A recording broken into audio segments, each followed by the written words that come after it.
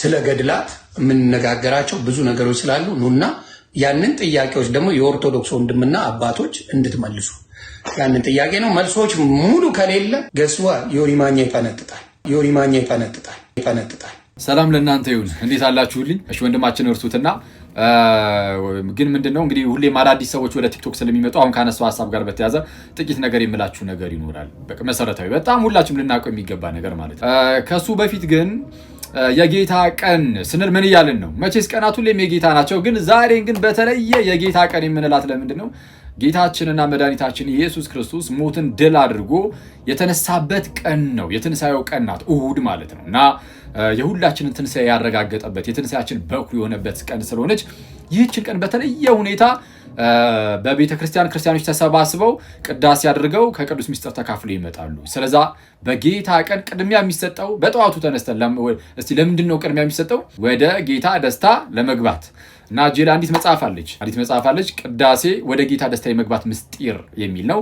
በቀሲስ ዶክተር መብራቱ ኪሮስ የተዘጋጀች መጽሐፍ ናትና ፕሊስ ይህንን መጽሐፍ ሁላችሁም እንድታነቡ እመክራለሁ፣ ሪከመንድ አደርጋለሁ። ለቅዳሴ ያላችሁን ቦታና ፍቅር በጣም ያሳድገዋል እና እንደው አሁን ላይ የማንበብ ጊዜ የለኝም ብትሉ ራሱ ፕሊስ ግዙትና የሆነ ስታዩትም እንድታነቡት ያነሳሳችኋል።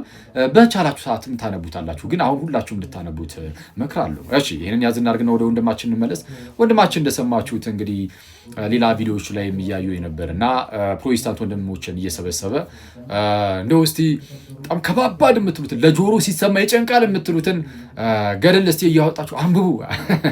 ያው የተወሰነ የሰውን ጆሮና ትኩረት ለመሳብ ያህል ማለት ነው። እንዲህ አይነት ነገር ሲናገር እየሰማሁት ነበር። ሰላም ላንተ ይሁን ወዳጄ። እንግዲህ ከዚህ ቀደም እንደምታደርገው ጨዋታ ላይ ምናምን ከሆነ ያለው እንግዲህ ወደዚያ የማለት ጉዳይ ላይ ከሆነ ያለው አሁን እየቀለድክ ያለው በህይወት ብቻ አይደለም ማይ ብራዘር፣ እየቀለድክ ያለው በጌታችን በክርስቶስ ኢየሱስ ላይ ነው እና እሱን ብትረዳው ኖሮ እና የምርም የክርስቶስ ፍቅር ትንጥዬ እንኳን በጣም ትንጥ ልብ ላይ ቢኖር በርን ዘግተህ ስቅስቅ ብለህ ባለቀስክ ነበር። በክርስቶስ ላይ እየቀለድክ እንደሆነ ብትረዳው ኖሮ። ለማንኛውም ግን የገድላት ምናምን ጉዳይ ያለፈበት ፋሽን እየተነሳ እንደው ገድል ላይ እኮ እንዲህ ይላል ተአምር ላይ እንዲህ ይላል የሚሉ ሰዎች አሁን መነሳታቸው በጣም ያስቃል። ፈኒ ነው። ለማንኛውም ከገድላት ጋር በተያያዘ ቤተክርስቲያን ገድላትን ስትሰጥ የሰጠች ለምንድነው ብለን ተነጋገርን። ከዚህ ቀደምም ገድላቱን ስትሰጠን ቤተክርስቲያን አለቀ የቅዱሱን ታሪክ አይተን ክርስቶስን በመምሰል ሕይወት ውስጥ ያደገበትን ነገር አይተን እኛም እንደው ክርስቶስን መስለን እንድናደግ በቃ ለዛ ነው የምንጠቀምበት። ከዛ ውጪ ግን ለአእምሯችን እንደዚህ አሁን እንደዚህ ሰዎች ይላሉ በጣም የሚጨንቅ ምናምን ነገር ሲሉ ነበር።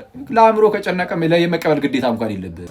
ፕላስ ደግሞ ገድላት ተአምራት መጽሐፍት ውስጥ ስህተት አይገኝም አላለም። ስህተት ሊገኝ ራሱ ይችላል ብለን እናምናለን። ለምሳሌ በአሁን ቅርብ ጊዜ ላይ በተካሄደው በዚህ በዝክረ ኒቂያ ጉባኤ ላይ ፓትርያርካችን ብፁዕ ወቅዱስ አቡነ ማትያስ ምን እንደተናገሩ እንስማ። የመጽሐፍቶቻችን ጥራት ያስፈልጋቸዋል። እንግዲህ በሊቃውንት ጉባኤ ያልተመረመረ መጽሐፍ ማለፍ የለበትም በእውነቱ። ኦኬ እንደሰማችኋቸው ቅዱስነታቸውን ሰው ምን አሉ?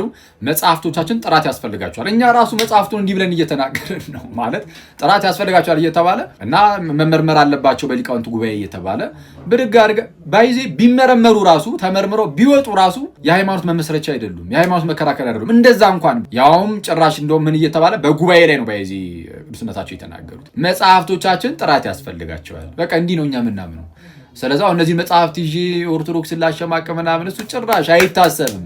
በቃ አለቀ። ኦርቶዶክሳውያን ወይም ክርስቲያኖች መጽሐፍቱን በምን መልኩ መጠቀም ለምን ዓላማ መጠቀም እንዳለባቸው ገብቷቸዋል። ስለዚህ አሁን ይሄ የመደናቆርና ጉንጫ አልፋ ክርክራችሁን ያዝ ታደርጉታላችሁ። ይቆየን።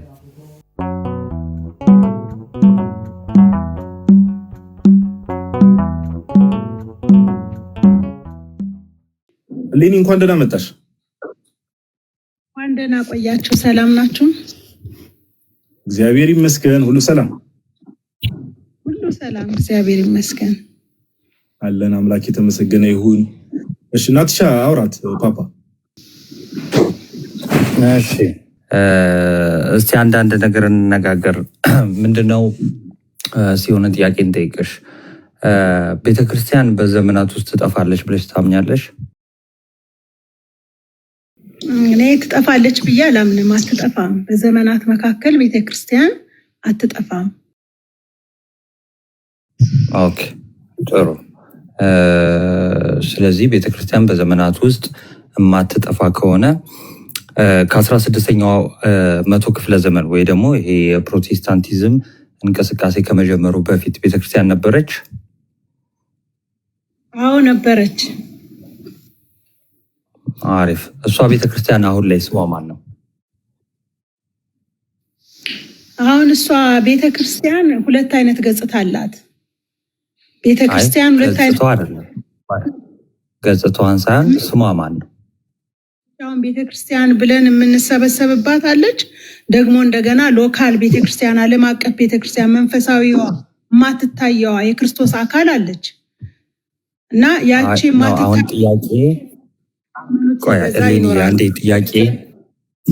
ጥያቄን በትክክል ስሚው መጀመሪያ። አሁን ያልሽው ሎካል ዩኒቨርሳል፣ ይሄ እንደዚህ እዛ ውስጥ ሳይሆን ያለ ነው። ምን አልሽኝ? እንግዲህ በዘመናት ውስጥ ቤተክርስቲያን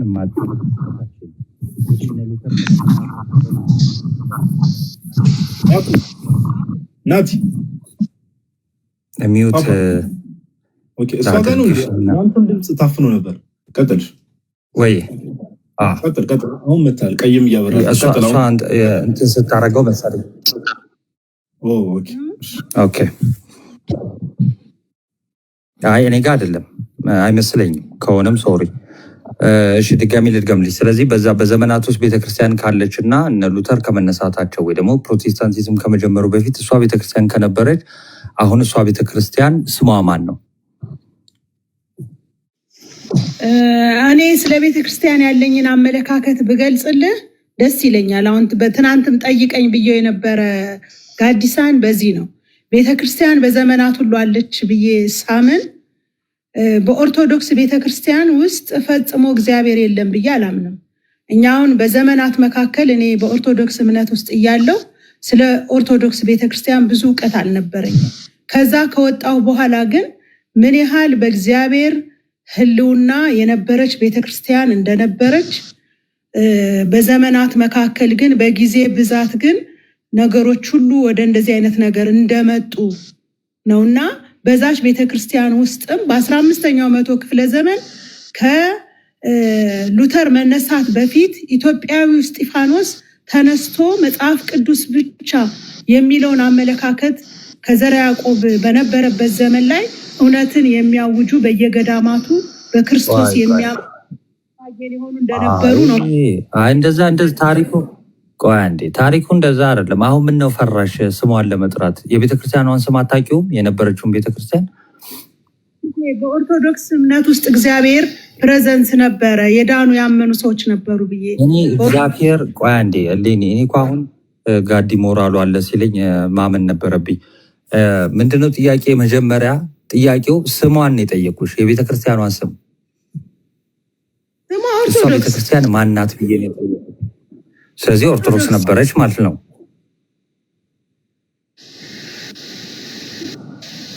ስለዚህ ኦርቶዶክስ ነበረች ማለት ነው። ጥሩ።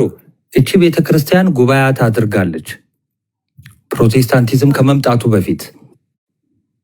ስለዚህ በጉባኤያት እምነቷን ትገልጣለች። ስለዚህ ጉባኤያቱ የጌታ ቤተክርስቲያን ያደረገችው ጉባኤያት ናቸዋ። መንፈስ ቅዱስ የሚመራው ጉባኤያት ናቸዋ።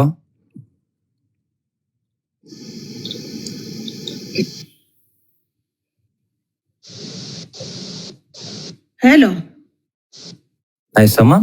አልሰማሽኝም? አዎ ብዬ። በጣም አሪፍ። ስለዚህ መንፈስ ቅዱስ የሚመራው ጉባኤ ካደረገች ቤተክርስቲያን በአንዱ ጉባኤ ውስጥ ለምሳሌ በኒቅያውና በቆስጠንጢኖስ ጉባኤ የእምነት መግለጫ ጥምቀት ለኃጢአት ስርየት ነው ብላ አንዲቷ ቤተክርስቲያን እምነቷን ገልጣለች። ትቀበያለሽ? እኔ ያንተ ድምፅ ግን ይቆራረጣል። እስቲ በቃ የኔ ከተቆራረጠ ጋዶ ውስጥ ይቀጥል። አዶ ነው የኔ አይመስለኝም። አንተ አይመስለኝም። እሷ ጋር ነው መስለኝ። እኔ እንደውም የሷ ድምፅ በጣም እንትን የሚል ላይክ ረቆ በጣም እንትን የሚለውና እሺ እኔ ይሰማሻል? እንግዲህ ናቲ እንዲያወራ አስፈልጌ ነበር። ይሰማሻል? ይሰማኛል። ይሰማኛል። አሁን ምን መሰለህ አንቺ ጋር ነው ችግሩ የኔትወርክ። አንድ ሁለት ላይክ እንሞክረውና ካልሆነ እንትን እንላለን። አሁን ምን መሰለሽ ናቲ እየጠየቀሽም የነበረው ለምሳሌ ፕሮቴስታንቲዝም እንቅስቃሴው ዓለም ላይ ሳይመጣ በፊት ሰዎች የትኛው ህብረት ላይ ነበር የሚጨመሩት? ለምሳሌ 1517 ላይ ነው አይደል እንቅስቃሴው የላይክ ማርቲን ሉተር ለመጀመሪያ ጊዜ እነዛ 95ቱን ሄዶ ግድግዳ ላይ ለጠፋቸው። ከዛ በፊት አሁን ሰዎች ወደ የትኛው ህብረት ነበር የሚጨመሩት? ማን ነበር ወንጌል የሚሰብክላቸው? በኦርቶዶክስ ቤተክርስቲያን ውስጥ በካቶሊክ ቤተክርስቲያን ውስጥ አማኞች አሉ። መጽሐፍ ቅዱስን የሚያምኑ ወደ ክርስቶስ አካል የተጨመሩ አሉ። ኦኬ። ስለዚህ አሁን አንቺ እያልሽ ያለሽው ስውር የሆነች ቤተክርስቲያን አለች። ሰዎች ግን ላይክ የሆነ አሁን ለምሳሌ ኦርቶዶክስ ቤተክርስቲያን ውስጥም ካቶሊክ ቤተክርስቲያን ውስጥም ፕሮቴስታንት ውስጥም ምን ውስጥም መጽሐፍ ቅዱስ አማኝ የሆኑ ሰዎች የሚጨምሩባት ስውር የሆነች ቤተክርስቲያን አለች ነው እምነትሽ? ዩኒቨርሳል የሆነች ቤተክርስቲያን በእሷ ውስጥ በክርስቶስ አካል በመንፈስ ቅዱስ በመሆን አማኞች ቤተክርስቲያን ለዘመናት ሁሉ አለች። ጥምቀቱስ እዛች ስውሯ ቤተክርስቲያን ውስጥ ነው ጥምቀቱ የሚካሄደው ወይስ የምትታየዋ ቤተክርስቲያን ውስጥ ነው? የምትታየዋ ቤተክርስቲያንም ጥምቀቱ ይሆናል። ኦኬ። ስለዚህ ጥምቀቱ በምትታየዋ ቤተክርስቲያን ውስጥ ነው የሚሆነው። ስለዚህ እዛች የምትታየው ቤተክርስቲያን ውስጥ ያ ጥምቀት ቫሊድ የሆነ ጥምቀት ከሆነ እዛች ቤተክርስቲያን ውስጥ ያሉ ሰዎች ይድናሉ ማለት ነው አይደል? አዎ ይድናሉ። ስለዚህ አሁን አንቺ ከረንት ያለሽ እምነት ምንድን ነው? ኦርቶዶክሶች ይድናሉ የሚል እምነት ነው ያለሽ ማለት ነው አይደል? በክርስቶስ አምነው ዳግመኛ ከተወለዱ ይድናሉ ብዬ ነው የማምነው። እኔ ለምሳሌ በጌታችን በኢየሱስ ክርስቶስ አመኜ በቅድስት ሥላሴ አመኜ ተጠምቄያለሁ። መጽሐፍ ቅዱስን የምቀበል ክርስቲያን፣ ስለዚህ ይድናለሁ። አዎ እንዴ በጣም ነው የምትድነው።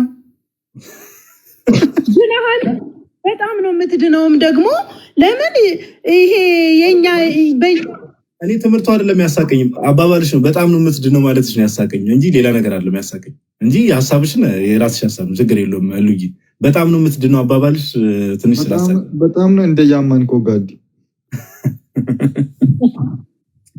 ይኸውልህ እሺ ሉጂ አሁን ያለኝ አስተሳሰብ ቢኖረኝ ኖሮ በዛን ሰዓት ይሄን ሁሉ ነገር አውቄ ቢሆን ኖሮ እኔ ቤተሰቦቼን ጥዬ አልወጣም ነበር። ለምን ይሄ ሰው የፈጠረው ዲኖሚኔሽን አይደለም። ህይወትን የሚሰጠው የእግዚአብሔር መንፈስና የእግዚአብሔር ቃል ነው። በየትም ቦታ እሉ እንደው አይበቃ እዚህ ነገር ላይ ያለሽ ምልክታ ካወቅኩ ላይክ ብዙ ነገሮች ማንሳት ስለሚችል አሁን ስለመሸ ነው እንጂ አንቺ ደግሞ እንዳጋጣሚ ሁሌ ሊያልቅ አካባቢ ነው የምትመጪውና ኦርቶዶክስ እንዳትሆኝ የሚከለክልሽ አንድ ነገር ንገሪኝ። እኔ ምን መሰለ በብዙ ነገር የራሴ የሆኑ እንትኖች አሉኝ። አሁን ኦርቶዶክስ ጋር በክርስቶስ ባለው እውነት ባምን ብቀበልም ነገር ግን ደግሞ ማልቀበላቸው ነገሮች አሉ እና አሁን በዛ ሁኔታ አንድ ነገር ንገሪኝ። ለምሳሌ አሁን ይሄን ነገር ኦርቶዶክስ እንዳልሆን የሚከለክለኝ ይሄ ነገር ነው በይኝና እዛ ነገር ላይ እኔ ሜቢ መረዳቱ ካለኝ ሌላ ቀን ለመሰለሽ ላይቭ መክፈታችን አይቀርም። ለምን ኦርቶዶክስ አትሆኑም ብለን ላይቭ ስንከፍት ያኔ ሁሉም ኦርቶዶክስ ቤተክርስቲያን ላይ ጥያቄ ያለብሽ ነገሮች ላይ ታመጫለሽ። አሁን ግን ኦርቶዶክስ ለምንድን ነው ማትሆኚው? እስቲ አንድ ምክንያት ማትሆኚበት ምክንያት ንገሪኝ። የማልሆንበት ምክንያት በዛ ውስጥ ያሉት ስርዓቶች አሁን ለምሳሌ የአምልኮ ስርዓት እኔ ማምለክ የምፈልገው እግዚአብሔር አብ ወልድ መንፈስ ቅዱስን ነው። አሁን ከሌ ነው ዛሬ ከሌ ነው ነገ ተብዬ እኔ ለዛ ህሊናዬ መንፈሴ አይፈቅድልኝም። ሁለተኛ በዛ ውስጥ ያሉት ደግሞ ስዕል ቆይ ሁሉንም እንዳዘረዘሪያቸውና ቀስ በቀስ እንድንሄድባቸው አብ ወልድ መንፈስ ቅዱስ ነው ማምለክ የምትፈልጊው አይደል?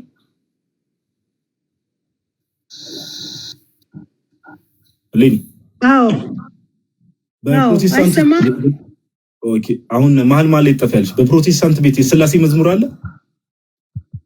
አዎ እስቲ ኦኬ ሥላሴ መዝሙር የምታውቂው አለ? እስቲ በይልና የተወሰነ እስቲ እግዚአብሔር አብ ልጁን ሰጠ፣ እግዚአብሔር ወልድ ራሱን ሰጠ፣ መንፈስ ቅዱስ ቃሉን ሰጠ፣ ቃሉ እኛን ለወጠ። ሃሌሉያ የሚል መዝሙር አለ። ኦኬ ላይክ በኮንግሪጌሽን እዛው የምትዘምሩት ወይስ በመዝሙር ደረጃ እንዲህ መዝሙር ተብሎ ወጥቷል? ላይክ ዩቲዩብ ላይ ምናምን አዎ የታምራት መዝሙር ነው። ብዙኑ የታምራት መዝሙር ነው ይሄ። አንድ ሰው ነካኝ በድንገት የሚል ካሴቱ። ኦኬ ኦኬ። አንድ ሌላ ልጠይቅሽ የፈለኩት ነገር ወንጌላት የኢየሱስ ወንጌል ነው አይደል? ወንጌል የኢየሱስ ወንጌል ነው አይደል? ወንጌሉ አዎ። ለምን በነ ማቴዎስ በነ ዮሐንስ ለምን በእነሱ ስም ተሰየመ ወንጌላቱ? ወንጌላቱ በእነሱ ስም የተሰየመው ምንድነው? እነሱ ነው የጻፉት። አሁን ለምሳሌ መጽሐፍ ቅዱስ ቅዱሳን ሰዎች በመንፈስ ቅዱስ ተነድተው ጻፉት ይላል እና ወንጌሉ የኢየሱስ ወንጌል ነው አይደል? ኢየሱስ ወንጌል ነው፣ ግን በእነሱ በመንፈስ ቅዱስ በመነዳት ስለጻፉት በመንፈስ ቅዱስ መነዳታቸው ላይ ጥያቄ የለብኝም።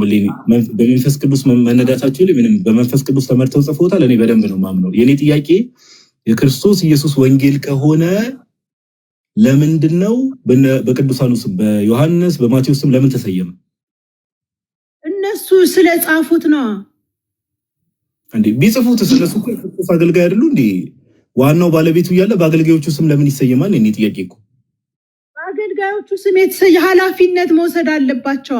አሁን እነሱ አሁን ለምሳሌ ስለማን ጻፈው ለምን ተጻፈ መጽሐፍ ቅዱስ ስታጠና እኮ ነባራዊ ሁኔታውን የነበረውን የጻፈው ሰው ማንነትና ህይወትም ይወስነዋል። እሺ አሁን እሉ እንግዲህ ነባራዊ ሁኔታ እያልሽ ነው በተደጋጋሚ። ወንጌል አንድ ጥያቄ ልጠይቅሽ፣ አንድ የመጨረሻ መረዳትሽን ብሰማ ደስ ይለኛል። ኦልሬዲ ከቀደም ጀምሮ ብዙ ሰው ስናወራ ስለነበረ ትንሽ ድክም ብሎኝ ነው። ወንጌል በሚሰበክበት ቦታ ስለ ቅዱሳን ማስተማር ልክ አይደለም? ስለ ቅዱሳን ማስተማር ህይወታቸውን ነው። ታዲያ ስለ ቅዱሳን ምን ታስተምሪያለሽ ከህይወታቸው ውጭ? ህይወታቸውን ማስተማርማ ልክ ነው። ዋኖቻችሁን ህይወታቸውን እያያችሁ ምሰሏቸው ይላል እግዚአብሔር ቃል። ህይወታቸውን ያለ መንገድ ማስተማር ለኛ ትምህርት ይሆናል። ለዛ ነው እኮ መጽሐፍ ቅዱስ ለትምህርታችን ተጻፈ የሚለው። ያለፉት ሰዎች ታሪክ ህይወት እኛን ዛሬ ከነሱ እንድንማር ያደርገናል። ስለዚህ ወንጌል ስንሰብክ ወንጌል ስናስተምር ለምሳሌ ስለ እመቤታችን ስለ ቅድስት ድንግል ማርያም ስለሷ ብናስተምር ስህተት አይደለም ማለት ነው አይደል? ስህተት አይደለም እንዴ? እሷ እኮ ስትነቷን መጽሐፍ ቅዱስ እኮ ህይወቷን መውጣት መግባቷን መንፈስ ቅዱስ ተሞልታ አብራ ከነሱ ጋር እያገለገለች እንደነበረ ይናገራልና ከሷ ህይወት ደግሞ በጣም የበለጠ እኔን ጋይስ ስታከረኩት እንማራለን። ባይዘዌ እስቲ በውስጥ ጻፊልኝ። እኔ አንዳንድ ማውራሽ ነገሮች አሉ አሁን ያሉብሽንም ጥያቄዎች ምናምን ነገር እኔ እንደው ብናወራ ምናምን ደስ ይለኛል እና በውስጥ ጻፊልኝ ፍቃድሽ ከሆነ። እኔ እሺ እሞክራለሁ፣ ጽፍልሃለሁ። እግዚአብሔር ይመስገን። እኔ በእናንተ መረዳት በጣም ደስ ይላል። ወይስ ስታካርኪ? እኔ ነኝ መሰለኝ በውስጥ እሉ ሰንተሽ ከሰማሽ በውስጥ ጻፊልኝ ያሉሽን ጥያቄዎች ምናምን ነገር ብናወራበት ደስ ይለኛል። በውስጥ ጻፊልኝ ሚሴጅ። እሺ ጽፍልሃለሁ። እሺ እናመሰግናለን። ጌታ ያክብርልን። ኦኬ ቤተክርስቲያንን ግን የሚከሷት ሰዎች ምንጫቸው ከየት እንደሆነ ማይንድ ሴታቸው ምን እንደሆነ እንድታውቁ ዋናው ዓላማም እሱ ነው። ኦኬ ቤተክርስቲያንን የሚከሷትና የሚሰድቧት ሰዎች አድምተ ያው በክፋት የሚመጣን ሰው ነው ባይዘው የኛ ጫና አድርገን የምንይዘው እንጂ በፍቅር የሚመጣን ሰው ላይክ ትሁት ሆኖ የሚመጣን ሰው በትህትና ነው የምናወራው። እሺ ከቃለ ሕይወት የመጣሁት አልከኛ? አዎ መጽሐፍ ቅዱስ ለምሳሌ 66 መጽሐፍት ነው የምትቀበለው? አዎ ማን ነገረ መጽሐፍ ቅዱስ 66 መሆኑ? ከቤተ ክርስቲያን አባቶች ነው። ታሪክ አለ እኮ የቤተ ክርስቲያን ታሪክ አለ አይደል? እሺ የትኛው የቤተ ክርስቲያን አባት ነው መጽሐፍ ቅዱስ 66 ነው ያለው? ትንሽ ድምፅን ደግሞ ከፍ አድርግ፣ የሚሰማ አይመስለኝም። አይ እሱማ እኮ ይታወቃል እኮ በካርቴጅ ጉባኤ ላይም እኮ የተወሰነ የቀኖና ስርዓት የተወሰነ አለ። ከዛ ዘለለ ደግሞ ሌሎች ጉባኤያትን መመልከት እንችላለን። አዎ ካርቴጅ ጉባኤን ምናምን የለዶቂያ ጉባኤዎች አሉ። ግን አሁን የኔ ጥያቄ እነዚህ ጉባኤዎች ላይ መጽሐፍ ቅዱስ 66 ነው ተብሏል ወይ ነው ፕሮቴስታንቶች ዛሬ እንደሚቀበሉት? አይ 66 አላሉም። ነገር ግን እያንዳንዱ ጉባኤያት የሚያስገቡና የሚያወጡ መጽሐፍቶች ነበሩ። ለምሳሌ የኔ ጥያቄ ምንድነው የካርቴጅ ጉባኤ ያለ የለዶቂያ ጉባኤ ያለ ከመጽሐፍት ጋር በተገናኘ ኦኬ ከመጽሐፍ ቅዱስ ለምሳሌ ቅዱስ አትናቴዎስ 39ኛ የፋሲካ መልእክት አለ ፌስታል ሌተር 39 ፌስታል ሌተር አለ ሌሎች አባቶችም ይዘረዘሯቸው አሁን ፕሮቴስታንቶች ዛሬ በፕሮቴስታንቱ ዓለም ያለው 66ቱ መጽሐፍት የትኛው ጉባኤ ነው አሁን ፕሮቴስታንቶቹ በሚቀበሉት መልክ ያስቀመጠ የትኛው ጉባኤ ነው ኦር የትኛው አባት ነው ኦኬ እኛ 66 መጽሐፍ ስንቀበል አሁን ለምሳሌ የብሉይ ኪዳን 37ቱን አይሁዳውያን የሚቀበሉት ነው የምንቀበለው ደግሞ የአዲስ ኪዳን 27ቱን ደግሞ አሁን የአዲስ ኪዳን ቤተክርስቲያን ያለችው ሌሎች ቤተክርስቲያን የሚቀበሉት ነው አሁን የኔ ጥያቄ ምን መሰለህ ማርቆስ አሁንም ጥያቄን ባይዘው በደንብ ስማኝ ወንድሜ በደንብ ስማኝ እንድትሰማኝ የምፈልገው ምንድነው የብሉይ ኪዳን አሁን 66 ሲባል የትኞቹን ነው የምትቀበለው የአዲስ ኪዳን 27 የብሉይ ኪዳን 39 እሱን አይደለም ፖይንቴ የትኛው የቤተክርስቲያን አባት ወይ ደግሞ አሁን ካልካቸው ጉባኤዎች ውስጥ ፕሮቴስታንቶች ዛሬ በሚቀበሉት ልክ እነዚህ መጽሐፍት ብቻ ናቸው እስትንፋሰ እግዚአብሔር ብሎ ያስቀመጠው ማን ነው እኔ ጥያቄ ኦኬ አሁን ለምሳሌ ቅድም እኮ አንተ አንስታል እኮ አትናቴዎስ አሁን 27ቱን የአዲስ ኪዳንና ደግሞ ከብሉይ ኪዳን ውስጥ ከአስተር ውጪ ሌላ መጽሐፍ ይቀበልልህ እንዴ ይሄን ታውቃለህ እንግዲህ ለምሳሌ አትናቴዎስ እናንተ አውጥቼ ላነብልህ እችላለሁ አትናቴዎስ እናንተ ማትቀበሉት መጽሐፍት እዛ ላይ ያስቀመጣቸው መጽሐፍት አሉ አይደል አንድ መጽሐፍ ነው ያስቀምጠው እስቲ ንገረኝ ለምን አልተቀበላችሁትም እሱ መጽሐፍ ሌሎች አባቶች እሱን ደግሞ አይቀበሉትም ያወጣሉ ሌሎች አባቶች ደግሞ ሌሎች መጽሐፍትን አስቀምጠዋል በተጨማሪ ለምን እነዛን አባቶች አላስቀምጣችሁም በምን ስልጣንና አውቶሪቲ ነው 66ቱን ብቻ መርጣችሁ የለያችሁት አልኩት እኮ አሁን ለምሳሌ ቅድም እንዳልከው ቤተክርስቲያን አባቶች አንዱን ያስገባል አንዱን ያወጣሉ ሌላ ደግሞ አንዱን ያስገባሉ ሌሎች ደግሞ አንዱን ያወጣሉ ነገር ግን እኛ ደግሞ ከሉተር በፊት ይታወቃል ይሄ ቀኑና ሮሜ መጽሐፍ ላይ የብሉይ ኪዳን የመጽሐፍ ባለቤቶች አይሁዳውያን ነው ብሎ እንደተገለጸው እዛች ጋር አይሁዳውያን የሚቀበሉትን 22 እነሱ እንደሙሉት እኛ ደግሞ 37ቱን እንቀበላለን አሁን የኔ ጥያቄ ከሉተር በፊት ይታወቃል የ66ቱ መጽሐፍት ብሉይ ኪዳን ላይ ቅድም አልኩት እኮ ብሉይ ኪዳን ላይ ከሉተር በፊት 66ቱ የፕሮቴስታንት መጽሐፍት ይታወቃሉ ወይ እኔ ጥያቄ ማርቆስ አሁን ብሉይ ኪዳን አዲስ ኪዳን አትበለኝ አሁን ለምሳሌ የብሉይ ኪዳን የአይሁድ ምናምን ብትለኝ አይሁድ አሁን አንተ የአይሁድ እያልክ የምታወራው እጅ ላይ ያለው ሲጀመር የምትቀበላቸው የማዞሬቲክ ቴክስት ነው ከዛ የተተረጎመውን ነው ጥንታውያን አባቶች ለምሳሌ በአጠቃላይ ደረጃ ዲቴል ንግባ ከተባለ የሰባ ሊቃናት ወይ ደግሞ ሰብቶ ኤጀንቱን ነው የሱን ተረጓሚ ነው ሲጀመር ከሂብሩ ወደ ግሪክ የተተረጎመው ማለት ነው አሁን የኔ ጥያቄ ከሉተር በፊት ይታወቃል አይታወቅም ይሄ መጽሐፍ አሁን ፕሮቴስታንቱ ዘንድ 66 የተባለው መጽሐፍ ከሉተር በፊት ይታወቅ ነበር ዓለም ላይ ይሄ ነው የተባለ እኮ የለም እኮ አልኩት እኮ ቅድም አሁን ከሉተር በፊት ይታወቃል ወይ ነው አሁን ፕሮቴስታንት ይታወቃል ፕሮቴስታንት እሺ ማንስ እንትና የሚባል አባት ነገርኝ አሁን ላልሰጥ ይችላል ሌላ ቀን ሰጣለሁ አሁን በእጅ ላይ ስለሌለ ሌላ ቀን ሰጣለሁ ችግር የለውም አሁን እኮ ካልተዘጋጀበት ማርቆስ አልተዘጋጀውም ኦር ሬዲ አይደለም አሁን ማቅረብ አልችልም ካልከኝ እኮ ችግር የለውም እናልፋለን በቃ ችግር የለውም እሺ በቃ እኔ አሁን ላይ ግዴታ መመለስ አለበት የሚገባው ሰው በሙሉ የሚጠይቀው ነገር ግዴታ ቃል በቃል መመለስ አለበት እያልን አይደለም አሁን ማስረጃ መስጠት ማችል ከሆነ ዝግጁ ካልሆንክ በቃ ይለፈኝ ማለት ይቻላል ኦኬ ወደሚቀጥለው ሐሳብ መሄድ እንችላለን እሺ ወንድሜ አይ ችግር የለውም ሌላ ቀን ሰጣለሁ እሺ እንደዛ እናደርጋለን ኬት በዲኖሚኔሽን ነበር መጣው ያልከኝ ቃልዮት ነው ኦኬ ቃልዮት ቤተክርስቲያን ኢትዮጵያ ከገባች ስንት ዓመት ይሆናታል 100 ዓመት በላይ ይሆናል ሪሊ ይህ ዓመት ነው ባለም ከ100 ዓመት በላይ ይሆናል ኢትዮጵያ ከገባች እኔ አሁን እንደማውቀው ከሆነ በ1942 አካባቢ ነው እኛ አካባቢ የገባው በሚሽነሮች አማካኝነት እኛ አካባቢ የገባው ከዛ በፊት ግን 1920ዎቹ አካባቢ እንደገባ ነው ታሪክ የሚናገረው አሁን የኔ ጥያቄ ምን መሰለህ ኢትዮጵያ ውስጥ ቆየች የምትባለው ቸርች መካነ ኢየሱስ ናታ ከመካነ ኢየሱስ ቀጥሎ ቃልዮት እንዳለች መካነ ኢየሱስ ስንት ዓመቷ ነው 100 ዓመት ሞልቷታል መካነ ኢየሱስ ራሱ እኔ እንጃ ስለዚህ 100 ዓመት አልሆናትም ማለት አሁን የኔ ጥያቄ ምንድነው ወደ ጥያቄ ልግባ መካነ ኢየሱስም ሆኑ መካነ ኢየሱስም ላይ ቃልዮትም ሊሆን ይችላል ሙሉ ወንጌልም ሊሆን ይችላል ኢትዮጵያ ውስጥ እነዚህ ቸርቾች ከመግባታቸው በፊት ሰዎች ሲድኑ ወዴት ነበር የሚጨመሩት ወንጌል ተሰብኮላቸው ኦኬ ልክ ሲያምኑ አምነው የትኛው ህብረት የት ሄዶ ነበር የሚጠመቁት? እንዴ ከኢትዮጵያ ውስጥ እኮ ፕሮቴስታንት ከመግባቱ በፊት እኮ የነበረችው ቤተክርስቲያን ኦርቶዶክስ እንደሆነች እኮ ይታወቃል። ነገር ግን አንድ እውነት ማወቅ ያለብን ነገር አሁን ለምሳሌ እኔ ባደኩበት አካባቢ ስለዚህ ሰዎች ቆይ ወደዛ ከመሄድ በፊት ስለዚህ ሰዎች ፕሮቴስታንት የሚባል ነገር ኢትዮጵያ ውስጥ ከመታወቁ በፊት ከዛሬ 70-80 ዓመት በፊት ወደኋላ ስንመለስ ሰዎች ሲድኑ ወደ የትኛው ቤተክርስቲያን ነበር የሚጨመጡት? ወደ ኦርቶዶክስ አይደል? ኦርቶዶክስ ነበረች። ስለዚህ ሰዎች ወንጌል ሲሰበክላቸው አምነው የሚጠመቁት በኦርቶዶክስ ቤተክርስቲያን ውስጥ ነበር አይደል?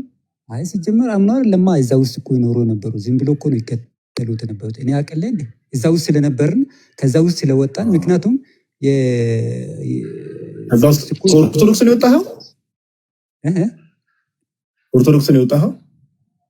እኔ እንኳስ ገና በልጅነቴ ነው ቤተሰብ ወደ ፕሮቴስታንት ከሆነ በኋላ ነው እዛ የተወለድኩት። ግን ግራንድ ፋዘር ከዛ ነው የወጣ ነው የምትለኝ ምኑ ነው ታዲያ? ከዛ ነው የወጣ ነው የምትለኝ ምኑ ነው?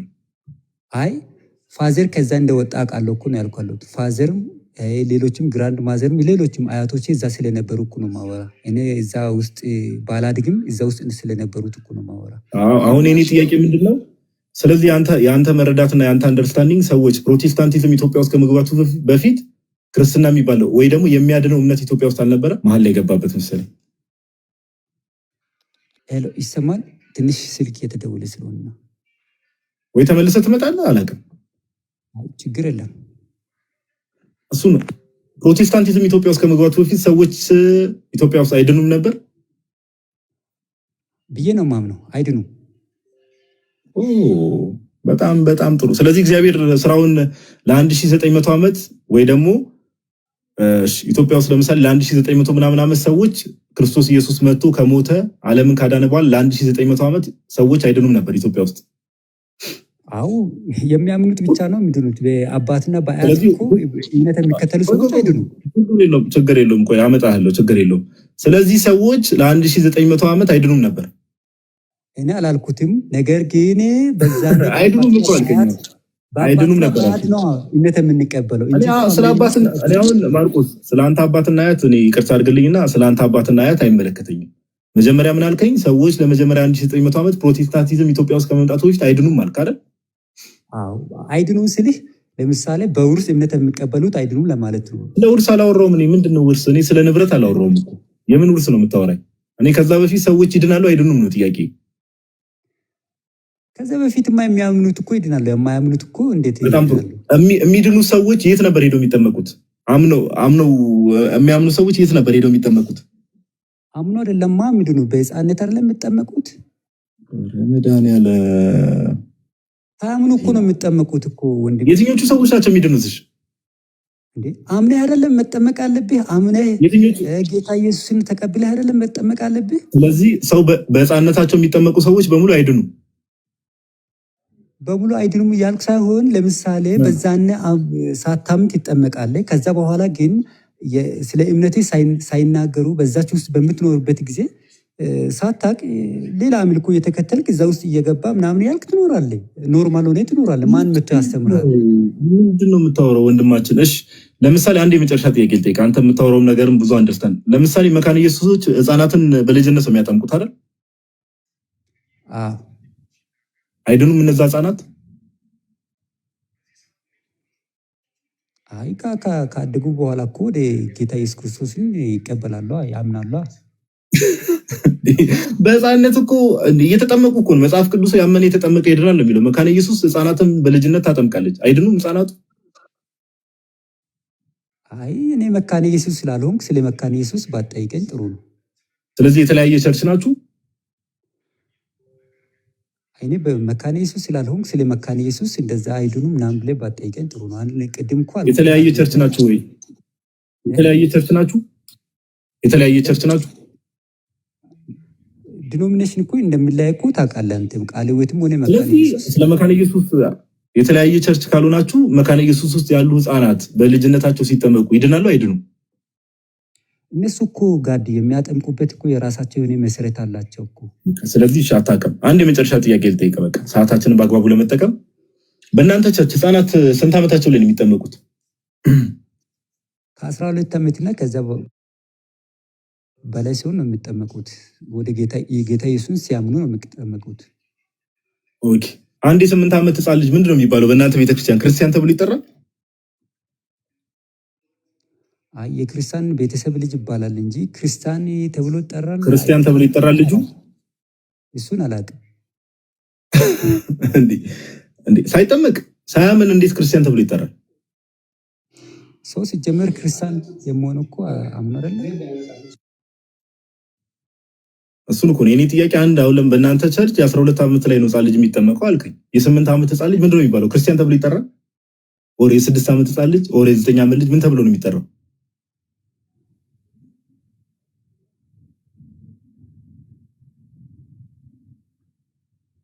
ኦኬ።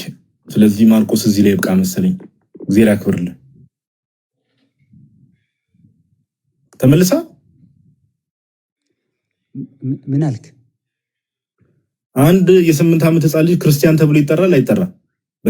በእናንተ ቸርች ክርስቲያን እኮ ሰው ባለው በእምነት አይደለ? እኔ 11 ዓመቱ ልጅ 10 ዓመት ስለዚህ አይባሉ? እኔ እሱን ሌላ አልችልም። ክርስቲያን ይባላል አይባልም ብዬ መናገር አልችልም። እንዴት አትልም እንዴ? እንዴት አትልም? ለምን አትልም እንዴ? ሰው ሲያምን ነው አምኖ ሲጠመቅ ነው ክርስቲያን የሚባለው ካልከኝ፣ ያ ህፃን ልጅ ደግሞ ገና ካልተጠመቀ የ8 ዓመት ህፃን ልጅ ገና 12 ዓመቱ መጠበቅ ስላለበት እንዴት ክርስቲያን ነው ወይስ አይደለም የሚለው ለመመለስ ለምን ትፈራለህ? አይ እኔም አውቆ ሰው በክርስቶስ አምኖ ነው ክርስቲያንም ሆኖ እንግዲህ ከዛ በቤት ስለዚህ ህፃናቱ ክርስቲያን ይባላሉ አይባሉ? ቀላል ነገር።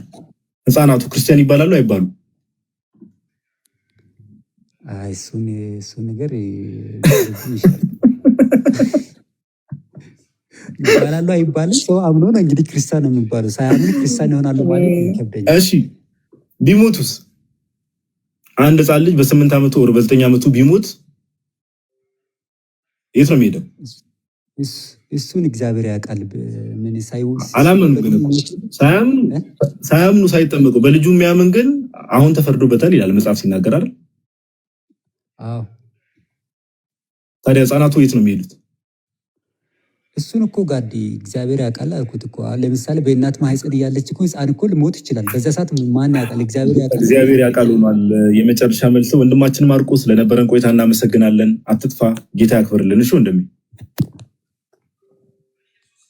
እናመሰግናለን።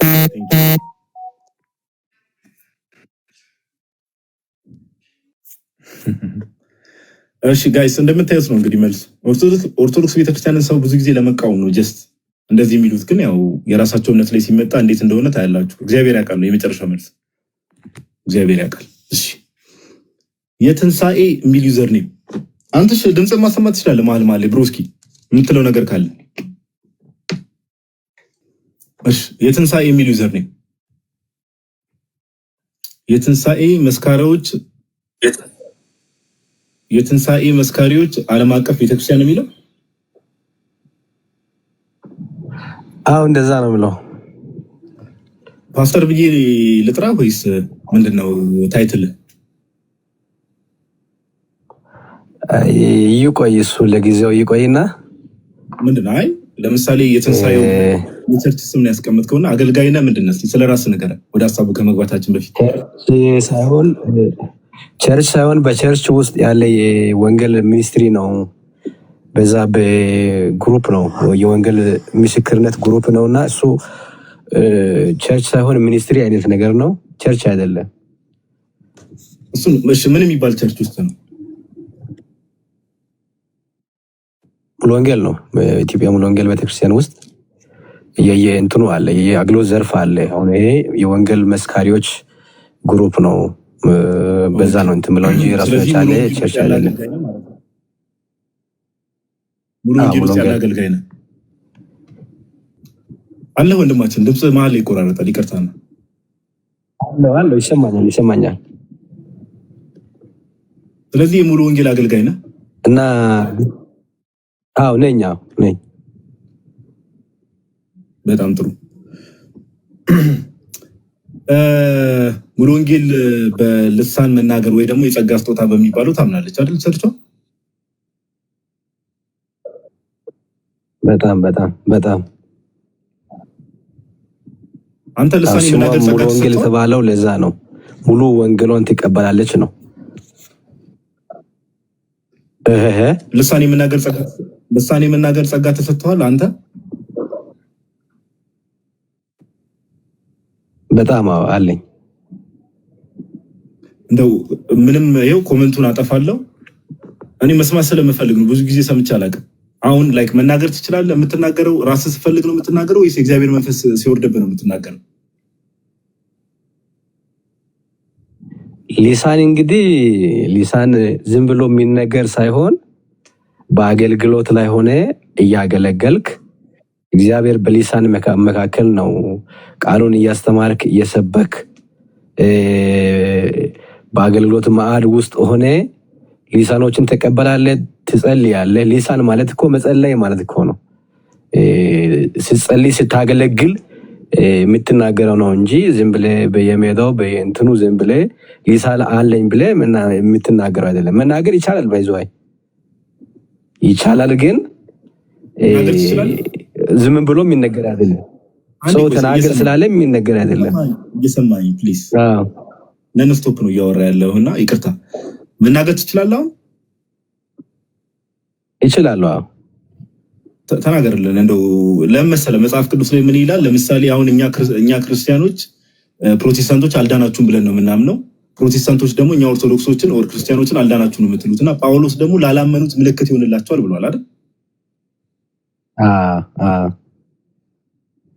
አሁን ለምሳሌ ያው ፕሮቴስታንቶች ልክ ነገር አልዳናችሁም ለኛ ይሄ አገልግሎት ነው። ባይዘው 1700 ሰው እያየ ነው የእግዚአብሔርን ይሄን ትልቅ ጸጋ የእግዚአብሔርን ይሄን ትልቅ ስጦታ ብዙ ያላመኑ ሰዎች እዚህ ስለሚኖሩ ብታሳየን ብዙ ሰዎች ወደ ጌታ ሊመጡ ይችላሉ። ልክ ነህ። አሁን ይሄ ጸጋ ስጦታዎች ያንዳንዱ የተለያየ ጸጋ ስጦታ እንደሚሰጥ በቆሮንቶስ ላይ ጳውሎስ ይናገራል እና አንዱ ሊሳን የሚናገር ከሆነ የሚተረጉም ሰው ይኖር ይላል። አሁን እኔ ስጠኝ ጸጋ በሊሳን የመናገር ጸጋ ነው ስጠኝ። ያንን ደግሞ የሚተረጉም ሰው መኖር መቻል አለበት ሲነገር። ዝም ብሎ ቢናገር አንድ ፕሮቴስታንት ወዳጅ አለኝና አንተ ተናገር ገብቶ የሚተረጉም አለ። አንድ ሞዶ ፕሮቴስታንት አለ። ቀጥል እስኪ ማን ነው እሱ? አገናኘን ከሱ ጋርና እስቲ ልስማው ከሱ መጀመሪያ። እግዚአብሔር ስራ አይሰራም እንዴ? ቆይ አሁን አንተ የምትተረጉሙ ሰዎች ላይ ሐዋርያት ሥራ ምዕራፍ 2 ላይ እንዳለው ሰዎች እንዴት በገዛ ቋንቋችን እንሰማለን ይናገራሉ እንዳሉት አሁን አንተ ስትናገር እግዚአብሔር ሰዎች ጋር ተተርጉሞ እንዲደርስ ማድረግ አይችልም እያልከኝ ነው? ይችላል። የሚሰሙ ሊኖር በእርግጥ አሁን ከሚሰሙ ከነዚህ ሰዎች የመስማት ጸጋ ያለባቸው ሊኖሩ ይችላሉ። ማን ያውቃል? አሁን እሺ ትልልናል አትልልን? እስቲ እሱን በኋላ ላይ እንትን ልበል። ወደ ሌሎች ጥያቄዎች ይለፍና ዝም ብሎ ከሚናገር ላሰማህ ቅድም ብያለሁ። ላሰማህና አንድ ነገር ላሰማህና ይሄ መጽሐፍ ቅዱስ ላይ የሚታወቅ ልሳን ነው ወይስ አይደለም የሚለው ነገር ትነግረኛለህ። ላሰማህ። እሺ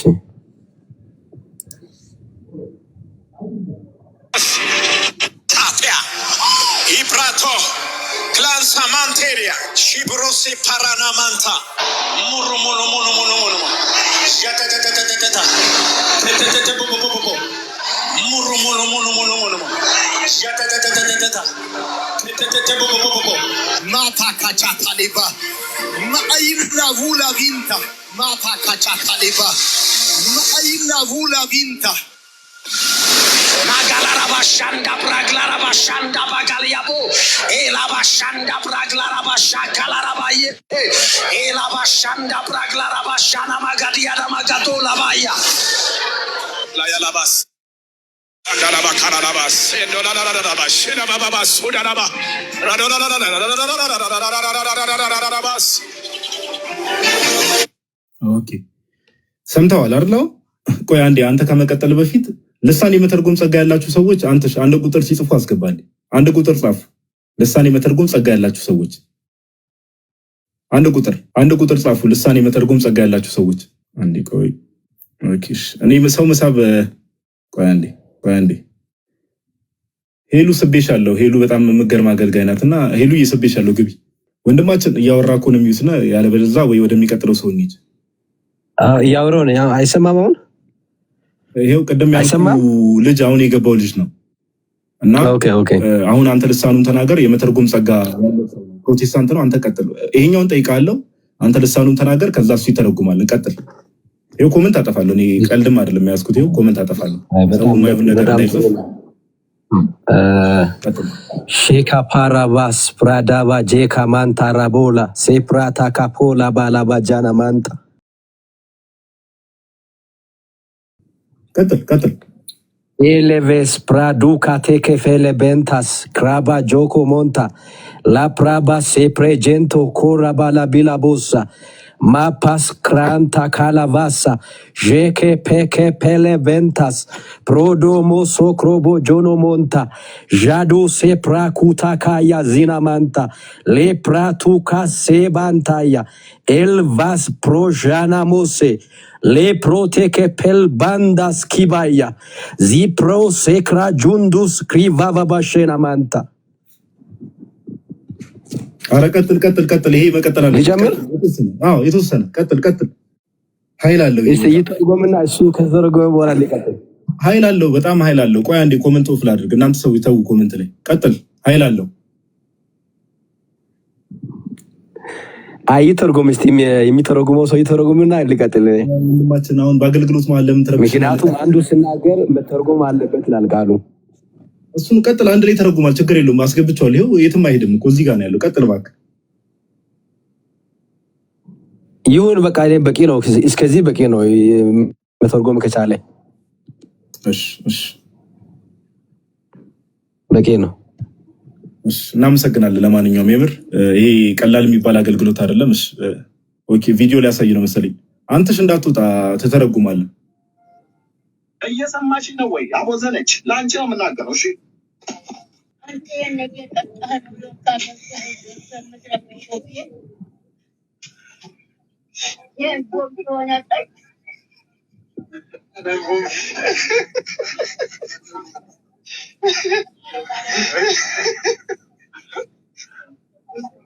ይህን እየጠጣ ገብተህ ትረብሻለህ። እዛ ምን የቤት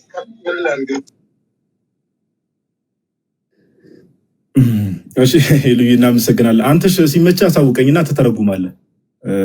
ሲመቻ አንድ ቁጥር ጻፍልኝ። ስራ ቦታ ስላለ ነው። እሺ ወንድማችን ይቀጥላል። በጣም ጥሩ።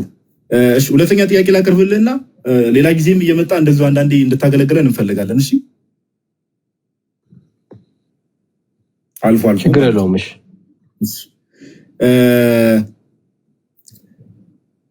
ሁለተኛ ጥያቄ ሙሉ ወንጌል ነው ያሉት ብለህ ከሙሉ ወንጌል ነው የመጣሁት ብለህኛልና ለምሳሌ መካነ ኢየሱስ ቤተክርስቲያንን ስትመለከታት ሁለታችሁም በመጽሐፍ ቅዱስ ብቻ በሚል ትምህርት ነው አይደል የምታምኑት? ሙሉ ወንጌል መካነ ኢየሱስም አይደል?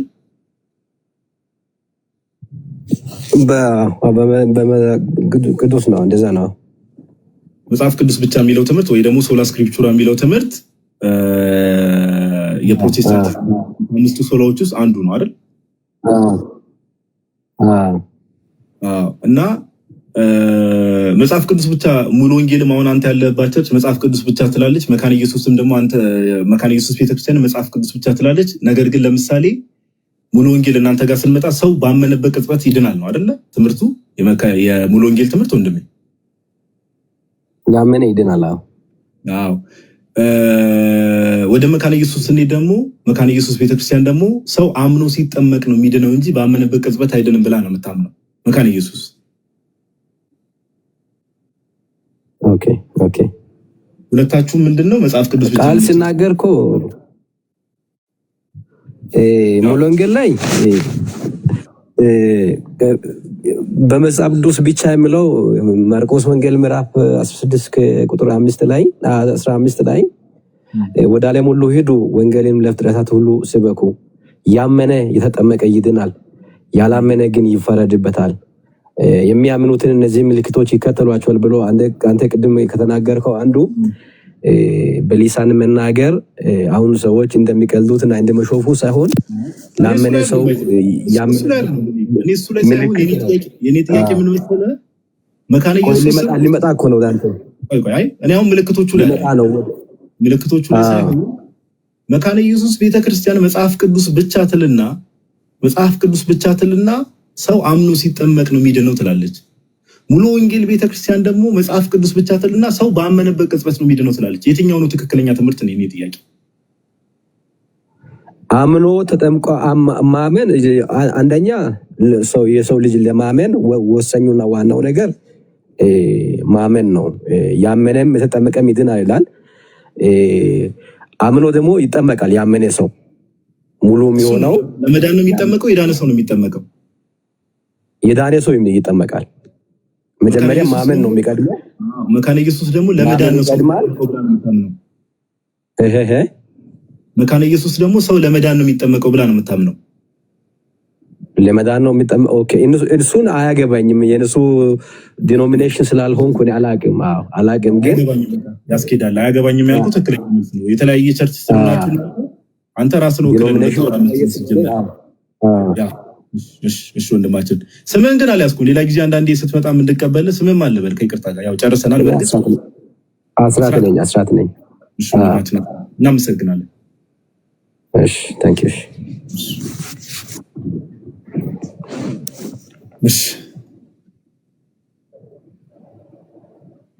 ሌላ ፕሮቴስታንቶች ካላችሁ አንድ ቁጥር ጻፉ።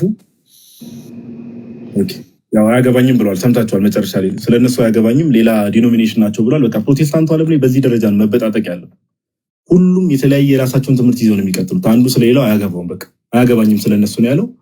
ምንም ማድረግ አይቻልም። እንግዲህ ምንም ማድረግ አይቻልም። አንተስ ትርጉም በአንተስ ዋሴ ሪከርድስ አንተስ ስራ ላይ ነው ጋይስ። ለዛ ነው ውጭ ያው እንግዲህ የሰርግ ምናምን ሲበዛ ፕሮቴስታንቶች አንድ ቁጥር ጻፉ። ከዛ በዛ መሰረት የምንቀበላችሁ ይሆናል።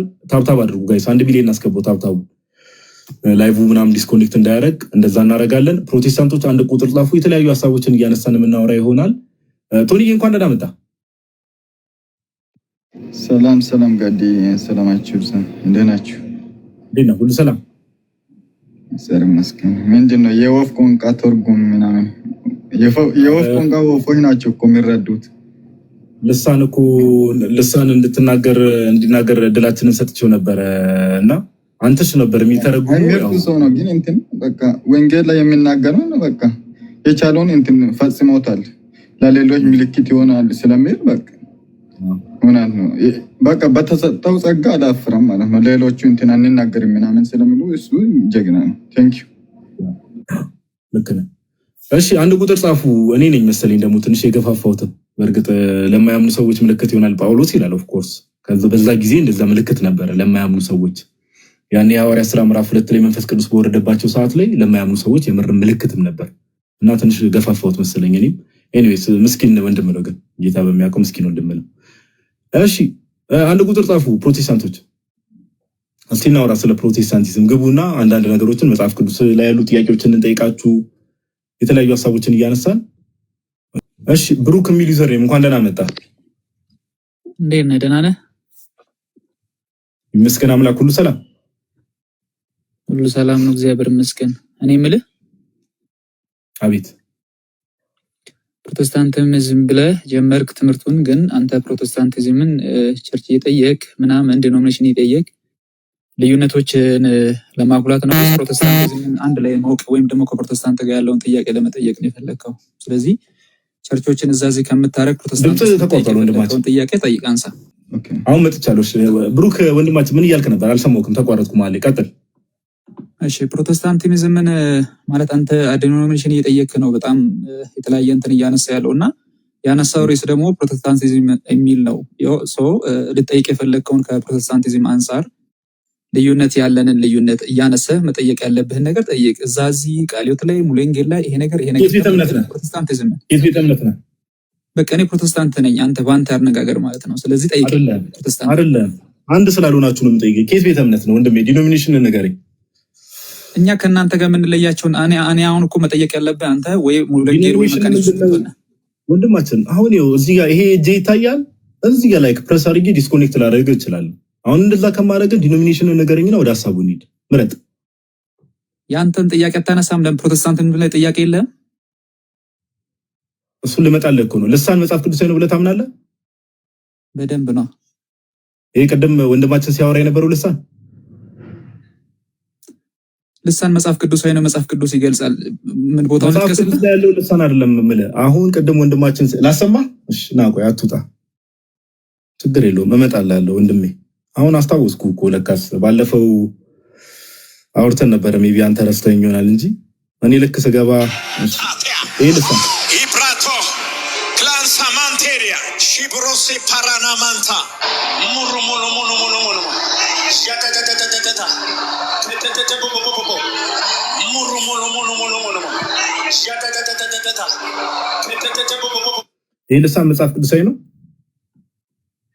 እኔ ማንም ስለተናገረ ልሳን ነው ብዬ አልወስደውም። ልሳን ግን መጽሐፍ ቅዱሳዊ ነው። ልሳን አሁን የሰማነው ልሳን መጽሐፍ ቅዱሳዊ ነው። ልሳንን ዝም ብሎ ማንም ስለተናገረ መጽሐፍ ቅዱሳዊ ነው ማለት እንችላለን? ወንድም እኔ እኮ ስለሱ አይደለም። እኔ ማብራሪያው ሳይሆን አሁን የሰማው ልሳን መጽሐፍ ቅዱሳዊ ነው ወይስ አይደለም? እኔ የነገርኩህ ነው መልሼ እኮ ዝም ብለህ አንተ አንድ ድምጽ ስላሰማ እኔ እኮ ቆይ ጋይስ ቆይ እኔ ባይዘው ፕሮቴስታንቶች እንደው አምላካችሁ ነው እንግዲህ አምላክ ነው ብላችሁ የምታመልኩት አካል ካለ ቆይ አንዴ ረጋ በል ወንድሜ፣ ዝም ብለህ እንትን አትበል እንዴ። ለምን አትታመኑም እንዴ? ለምታምኑት ነገር ለምን በቃ ይሄ ነው ወይ አይደለም አትሉ በቃ እንዴ። አሁን ማይክን ኦን አድርግና አሁን ያሰማው ድምጽ ኦር ልሳን ተብሎ የሚጠራው ነገር ይሄ ግሎሶሎሊያ ነው የሚባለው። በእርግጥ ይሄ መጽሐፍ ቅዱሳዊ ነው ወይስ አይደለም? አዎ ወይም አይደለም በለኝ። በቃ ቀላል እኮ እኔ አዎ አይደለም። ይኸውልህ እኔ ልነግርህ የምችለው በመጽሐፍ ቅዱስ ልሳን አለ። አዎ ወይም አይደለም ለምን አትለው? አዳምጠኝ። አንተ የምትፈልግበትን ጥያቄ አንተ ማንሳት ያለብህ እዚህ ጋር እኮ ፕሮቴስታንት ልሳንን ያምናል። አንዴ ስማኝ ወንድሜ፣ ቪዲዮ ማሳየትም ካስፈለገ ሌሎች ቪዲዮዎች አሳያለሁ። አሁንም የምንቀጥለው አሁን የሰማኸው ልሳን መጽሐፍ ቅዱሳዊ ነው ወይስ አይደለም? የሶር ነው ኩዌሽን። በቃ ምንም ቀላል ነው። ስምህ ጋዲሳ ነው አይደል?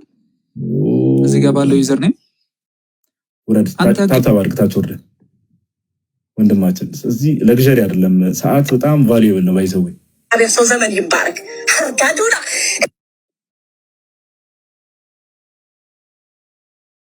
እንትን ኦርቶዶክሳዊ ወጣት በሚለው ፔጅ ላይ ያለው ማለት ነው። እንትን ጋድ አይታል ሰሞኑን አንድ እንትን ጥቁር ማለት ነው። እኛ ሀገር ብቻ አይደለም ይሄ ችግር ያለው። አንዲት ሴትን እንትን መድረክ ላይ ያወጣና በጣም ብዙ ህዝብ አለበት አዳራሽ ውስጥ። እስኪ ነይ ሊሳን ተናገሪ ይላታል። ከዛ መናገር ትጀምራለች። እስኪ አንድ ሰው ወጣችሁ ይሄንን ሊሳን ትርጉሙ ይላታል። ከዛ ማን ይውጥ? የለም አይቼዋለሁ። ኦኬ ለካስ እንትኑ ላይ ታያቸው ይችላል። ግን ትርጉሙ ኦርቶዶክሳዊ ወጣት ሲሰራው ትርጉሙን ስለጻፈው ብዙ ሰው ሜቢ አሁን ላይክ እያንዳንዱ ላንጉዌጅ ላይ ረዳው ይችላል። አሁን ጋይስ ለምን መሰላችሁ ያስወረድኩት? ኢትስ ጀስት ዌስቲንግ ታይም። በቃ ይሄ ነው። ይሄ በቃ አይታመኑም። ለሚያምኑት ነገር ራሱ ለአምላካቸው ራሱ አይታመኑም። ሰው ይሄን ነገር ከሰማ ወይ መጽሐፍ ቅዱሳዊ ነው ይላል ወይ መጽሐፍ ቅዱሳዊ አይደለም። እኔ አሁን ብትጠይቁኝ ስፒሪቱ ራሱ ኦኬ ስፒሪቱ ራሱ መንፈሱ ራሱ የተቀዳው የመጽሐፍ እግዚአብሔር መንፈስ አይደለም ብዬ ነው ማምነው። ወንድማችን መጽሐፍ ቅዱሳዊ ነው ወይስ አይደለም ብሎ ለመናገር እንቀጠቀጣል። እኛ ፕሮቴስታንቶችን ልዩነታችን እኔ አይደለም ልዩነትን ያሳየሁት። መጀመሪያም ተበጣጥቀ አልቃል። ኦኬ ስለዚህ ይሄ ነገር እንዲህ ነው ተብላችሁ ስትጠይቁ የሶር ነው በቃ ነው ወይም አይደለም። አሁን እንደውም ቅድም የወረድከው ወንድማችን ናገባ እኔ ልሳኑን እንደውም አልፋለሁ። እንዲህ የምትጨነቅ ከሆነ ኦኬ እንዲህ የምትጨነቅ ከሆነ እመጣላለሁ። የካልቪንና አይዲዮሎጂ አይደለም የምትይዘው። እግዚአብሔር ሰዎችን ሁሉ እንዲድን ይፈልጋል ወይስ አይፈልግም ብዬ ባለፈው እዛ ቤት ሲይዝ ነበር። እንዴት ተጨንቀ እንደወጣ ትዝ የሚልህ ከሆነ ኦኬ። እና ከዛ አንፃር ነው የምናየው። ፕሮቴስታንቶች አንድ ቁጥር ጻፉ፣ እንቀበላቸዋለን፣ ግቡ። አሁን ስትገቡ ግን ለመዳረቅ እንዳይሆን በቃ ለመዳረቅ ሳይሆን በቃ ይሄ በትህትና ለማውራት ነገሮችን እንሞክር በተቻለ መጠን። ኦኬ ሌትስ ዱ ዛት። ናትሻ እንኳን ደህና መጣ ብሮስኪ። ጋዲ እንዴት ነህ? ደህና ነህልኝ? አንተስ እንዴት ነህ? አለህልኝ? እግዚአብሔር ይመስገን። የድሮ ወገኖች ይሄ ነገር ከእግዚአብሔር ነው ወይስ አይደለም ብሎ ለመናገር ራሱ ጭራሽ በቃ ሼም እያያዛቸው መጡ እኮ በቃ። እንዴት ብለው ይመልሱት? እኔ ራሱ በል ነበር እንደ እያልኩ ነው።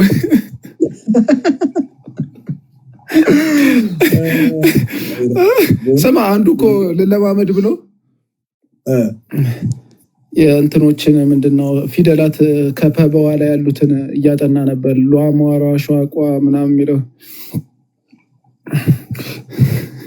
እንደዛ ነው የሆነ። አሁን አንድ እህታችን ማስጠናት ጀምራለች። ቲክቶክ ላይ ካያችሁ እንዴት ነው በልሳን መጸለይ የምን ለማማደው ምናምን ብላ ቪዲዮዎችን እየሰራች ነው እና በጣም በጣም የሚገርም ነው። በእግዚአብሔር ከራሳቸው እንትን ሲሉ ነበር ባይዘው ጋድዬ ይቅርታ በማልገባ ባለፈው ፌስቡክ ላይ ራሱ ምንድነው ካሪዝማቲክ ዊች ክራፍት ነው ምናምን ብለው ራሱ እንዲህ አይነቶቹን እዛው ያሉ ሰዎች ራሱ ሲቃወሙ አይቻለሁ። በፔንቴኮስታል ሙቭመንት በሚባል የገባ አይነት ነገር። አሁን እኮ ችግሩ ምን እንደው ታውቃላችሁ? ኦፊሻሊ አሁን ለምሳሌ የሚቃወሙ አሉ። ይሄ አጋንንት ነው ብሎ የሚያስቡ ሰዎችም አሉ። ይሄ ምንም እኮ አሁን እሱ አይደለም ኢሹ። አሁን እኮ ሰው እምነቱን በቃ ይሄ መጽሐፍ ቅዱሳዊ ነው ካለ በመጽሐፍ ቅዱስ እንጠይቀዋለን፣ አይደለም ካለ ደግሞ ወደሚቀጥለው ነገር እናልፋለን። ቀላል እኮ ነው። ግን አንዳንድ ሰዎች ነገር ማንዛዛት እንደው ባህሪያቸው ስለሆነ ነው። እሺ ብሩክ፣ አሁንም ለመጨቃጨቅ ካልሆነ የመጣው ኢንቫይት አድርጌያለሁ፣ ገባ። ሌሎች ፕሮቴስታንቶች ካላችሁ አንድ ቁጥር ጻፉ። ፕሮቴስታንቶች ችግር የለውም፣ ኦኬ፣ ችግር የለውም። አጀማመሩን ችግር የለውም፣ ታሪካዊ አጀማመሩን አመጣላቸዋለሁ። እሺ ብሩክ፣ ተስተካክለ መጣ።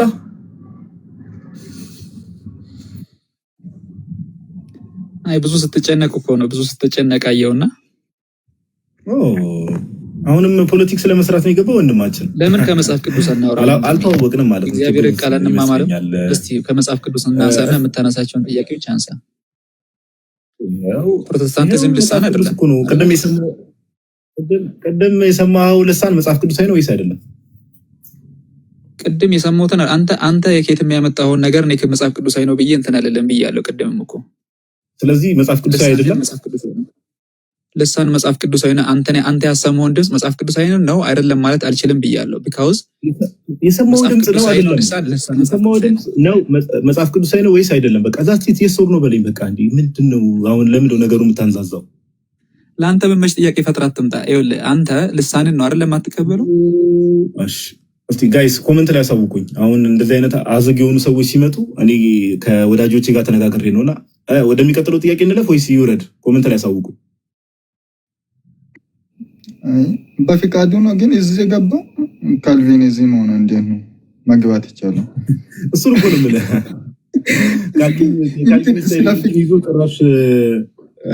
እሱ ላይ ብንሄድበት አሪፍ ነው። ጋድዬ ስለ ካልቪኒዝም እናወራ እስቲ። ጥሩ ነው፣ ጥሩ ነገር አምጥታል፣ ጥሩ ሀሳብ አምጥታል። እግዚአብሔር ሰዎች ሁሉ እንዲድኑ ይፈልጋል አይፈልግም?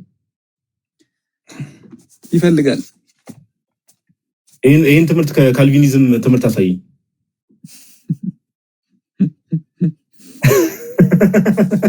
አሳየኝ። እግዚአብሔር ሰዎች ሁሉ እንዲድኑ ይፈልጋል የሚለው ከእምነት መግለጫቸው አሳየኝ። አውጥተህ ችግር የለውም፣ መሳቅ ይቻላል፣ ችግር የለውም። አሳየኝ፣ በትልቁ አድርጌያለሁ። እሺ ልትሰማኝ ፈቃደኛ ነህ? ቀድመህ ቻፕተሩን ንገረኝ፣ የእምነት መግለጫቸውን ቻፕተሩን፣ የሪፎርም ቴዎሎጂያን ቻፕተሩን ንገረኝና ሰዎች ሁሉ እንዲድኑ እግዚአብሔር ይፈልጋል የሚለው ምዕራፍና ቁጥሩን ንገረኝ። ትንሽ ሰዓት ላውራ፣ ትንሽ ሰዓት ስጠኝና ጠብቀኝ። እሺ እጠብቃለሁ። ሂድ ቼክ አድርገህ ተመለስ። እሺ ካልቪኒዝም የሚለው አንተ ማትቀበለው የካልቪኒዝም ቲዮሪ ወይም ደግሞ ማብራሪያ ውስጥ አትግባ ብራዘር። እግዚአብሔር ሰዎች ሁሉ እንዲድኑ ሰዎች አሁን ችግሩ እሱ ነው ወንድማችን። የምጠይቀው ነገር ስማ እባክህ፣ ጉሮሯችንን አታርክም። ኦኬ ዌስት ሚኒስተር ኮንፌሽን ኦፍ ፌዝን ታውቀዋለህ? የማታውቀው ከሆነ አላውቀውም በለኝ። ወደሚቀጥለው ነው።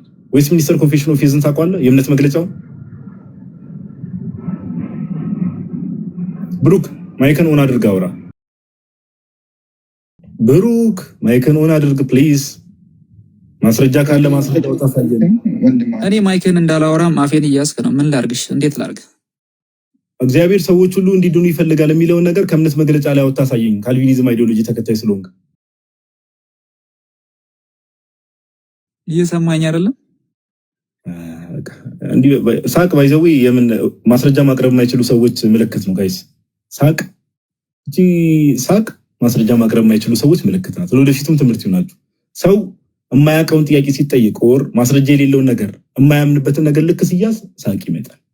ኦኬ ሳቅ ይመጣል። ይሄን እንደ ትምህርት እንድትወስዱት ትናንት አሳይቻችሁ ነበር። ሜቢ ትዝ የሚላችሁ ከሆነ የነበራችሁ ሰዎች ሪፎርመር ቴዎሎጂን የሚቀበሉ ሚሊየንስ ኦፍ ሰዎች አሉ። ኦኬ ዓለም ላይ ሚሊየንስ ማለት ነው ሪፎርመር ቴዎሎጂን የሚቀበሉ የዌስት ሚኒስተር ኮንፌሽን ኦፍ ፌዝን የእምነት መግለጫ እንደ እምነት መግለጫቸው አድርገው የሚቀበሉ ትናንት ሳነብላችሁ ነበር። ዌስት ሚኒስተር ኮንፌሽን ኦፍ ፌዝ ላይ ቻፕተር 3 ላይ ጋድስ ኢተርናል ዲክሪስ ወይ ደግሞ የእግዚአብሔር ዘላለማዊ ድንጋጌዎች በሚለው ቁጥር 3 ላይ እግዚአብሔር አሁን አማርኛውንም ድጋሚ ላንብብላችሁ። ሰበር ዜና ልንገራችሁ። በፕሮቴስታንቱ ዓለም ውስጥ ካሉ ትምህርቶች ውስጥ አዲስ ደግሞ ሁሌ ብዙ መንፈቅና እንሰማለን ፕሮቴስታንቱ ዓለም ላይ እንደምታውቁትና ላንብብላችሁ። ምን ይላል መሰላችሁ? ቁጥር 3 ላይ በእግዚአብሔር ድንጋጌ ለክብሩ መገለጫ አንዳንድ ሰዎችና መላእክት ለዘላለም ሕይወት፣ ሌሎች ደግሞ ለዘላለም ሞት አስቀድሞ በእግዚአብሔር ተወስነዋል። አንዳንድ ሰዎችና መላእክት ለዘላለም ሕይወት፣ አንዳንድ ሰዎችና መላእክት ደግሞ ለዘላለም ሞት በእግዚአብሔር አስቀድሞ ተወስነዋል። በእግዚአብሔር አስቀድሞ ተወስኗል። ስለዚህ ዲያብሎስ ምንም ጥፋት የለበትም። ለምን? እግዚአብሔር ቀድሞ ወስኖበት ነው እንደዚህ የሆነው። ወደ ዘላለም ሞት እንዲገባ እግዚአብሔር ቀድሞ ወስኖበት በካልቪኒስቶች ትምህርት ሞስትሊ ዌስት ሚኒስተር ኮንፌሽን ኦፍ ፌዝን በሚቀበሉ ሰዎች እነዚህ ወንጌል አማኞች ውስጥ ነው ያሉት። ጋይስ ወንጌል አማኝ ተብሎ ከሚጠሩት ውስጥ ነው ወደዚህ ነው የሚጠሯቸው። ከኒ ኢማጂን እግዚአብሔር ሰዎችና መላእክትን ወደ ዘላለም ሕይወትና ወደ ዘላለም ሞት ቀድሞ ወስኗል። ወንጌል እያሉ የሚጠሯቸው ወደዚህ ነው። ኑ ጌታን ተቀበሉ የሚሏቸው እንደዚህ አይነት ትምህርት ይዘው ነው። እንደዚህ አይነት ጌታ አናውቅም። ሰዎችና መላእክትን ቀድሞ የወሰነ ጌታ አናውቅም። ሰዎችና መላእክትን ቀድሞ ለሕይወት የወሰነ ጌታ እኛ አናውቅም። ሰዎችና መላእክትን ቀድሞ ለሞት ቀድሞ የወሰነባቸው ኦር የመደበባቸው ጌታ እኛ እንደዚህ አይነት ጌታ አናውቅም። ኦኬ አናውቅም። ስለዚህ ፕሮቴስታንቱ ዓለም ላይ በጣም ዝብርቅርቅ ያለ ድብልቅልቅ ያለ ባቢሎኒዝም በቃ ይሄ ኦሪት ዘፍጥረት ምዕራፍ 11 ላይ እግዚአብሔር አምላክ ያለው ቋንቋቸውን እንደበላልቅባቸው እንዳለው ትምህርቱ እንደዚህ ድብልቅልቅ ያለ ነገር ግን ሁሉም አንድ የሚሆኑት መች ነው? የጌታ ቤተክርስቲያንን አታክ ለማድረግ ግን አንድ ናቸው። ወንጌል አማኝ ብለው ይመጣሉ። ስንት አሰስ ገሰስ ውስጣቸው ተቀምጦ ወንጌል አማኝ ነን የወንጌል አማኝ ብለው ቀጥታ የጌታ ቤተክርስቲያንን አታክ ለማድረግ ግን ይመጣሉ። ኦኬ አመላቸው እንድታውቁ ጌታችን ኢየሱስን ለመስቀል የማይዋደዱ የማይስማሙ ግሩፖች ናቸው አንድ የሆኑት። ማንን ለመስቀል? ክርስቶስ ኢየሱስን ለመስቀል የማይስማሙ የማይዋደዱ አካላት ናቸው አንድ የሆኑት።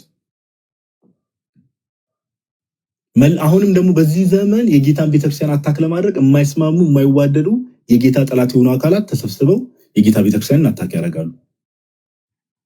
ኦኬ ይሄን ነገር ልናውቅ ይገባል ለማለት ያክል ነውና ወንጌል አማኝ ትክክለኛ ወንጌል አማኝ እኛ ኦርቶዶክሳውያን መታወቅ አለበት። አንድን መሰረታዊ እምነት አንድን መሰረታዊ እምነት አንድን መሰረታዊ እምነት አንድን መሰረታዊ እምነት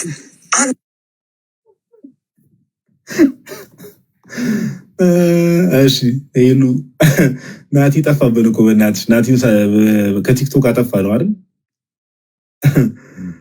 እሺ በፍርድ ወንበር ምን እንደምትላ ያለው ይለኛል፣ ያስፈራራኛል። ናትሽ አንዱ ኮሜንት ላይ በፍርድ ወንበር ፊት ስትቀርብ ምን እንደምትላ ያለው እያለ እያስፈራራኝ ነው። እስቲ የሆነ ነገር በልበት። አያ አስቀድሞ ወስኖብሃል።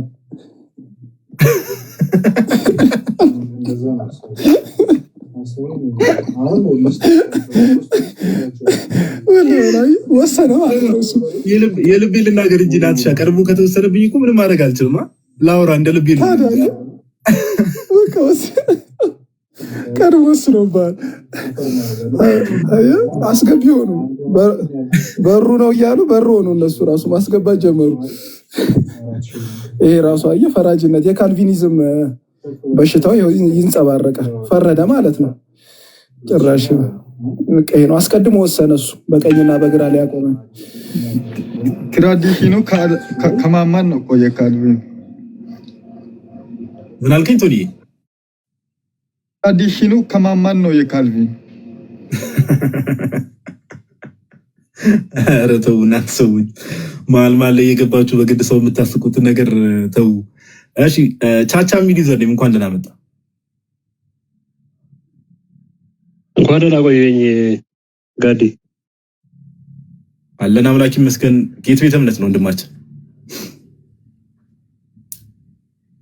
እኔ በኦርቶዶክስ ላይ ትናንት አሁን የገባሁት ለመሰለ ትናንት ለናታኒም ላንተም ለሄሉም መልእክት ልኬ ነበረ ትናንት ባስተማርከው በዚህ በሶንግስ ኦፍ በመኃልየ ዘሰሎሞን ላይ እዛ ላይ በአሁን እንደዚህ ኦፊሻሊ ማልናገረው መልእክት ነበረኝ። ምናልባት ነግረው ከሆነ አላውቅም። ናታኔም ጠይቀው በውስጥ ልኬልታለሁ። ለአንተም አንዴ ልኬልህ እንትን እዚህ ማውራት ስለማልችል ነው እና አሁንም መልእክቱ ከደረሰ ላውራ። አይ አልደረሰኝም። ያው በውስጥ የሚወራ ነገር ከሆነ በውስጥ እንትን ቢል ይሻላል ወንድማችን። በውስጥ የሚወራ ነው። አይ ዶንት ኖ እንዴት ኮሚኒኬት እንደማደርግህ ሶጣ ከላይቭ ሶጣ ችግር የለውም ወንድማችን። ሜሴጁን ከላይቭ ሶጣ ቼክ አደርገዋለሁ። ድጋሚ አንድ የሆነ ሜሴጅ ጻፍልኝ። ቤቲ ሾው በሚል ባለቤቴ ስልክ ነው እንትን ያልኩልህና በዚህ ላክል በዚህ ኮሚኒኬት አድርገኝ ስታየው። እሺ ወንድማችን። እሺ ጌታ ያክብርልህ። እሺ ታንክ ዩ። አሜን። ፕሮቴስታንቶች አንድ ቁጥር መጻፍ ትችላላችሁ። ፕሮቴስታንቶች ኦኬ፣ አንድ ቁጥር ጻፉ። ዛሬ እነሱ ቀን ነው እንግዲህ ለወንጌል አማኞች ነው ድል የምንሰጠው። ከዛ አንጻር ነው የምናየው። እሺ ሄርሜላ የሚል ዩዘር ኔም እንኳን ደህና መጣሽ። ሄርሜላ የሚል ዩዘር ኔም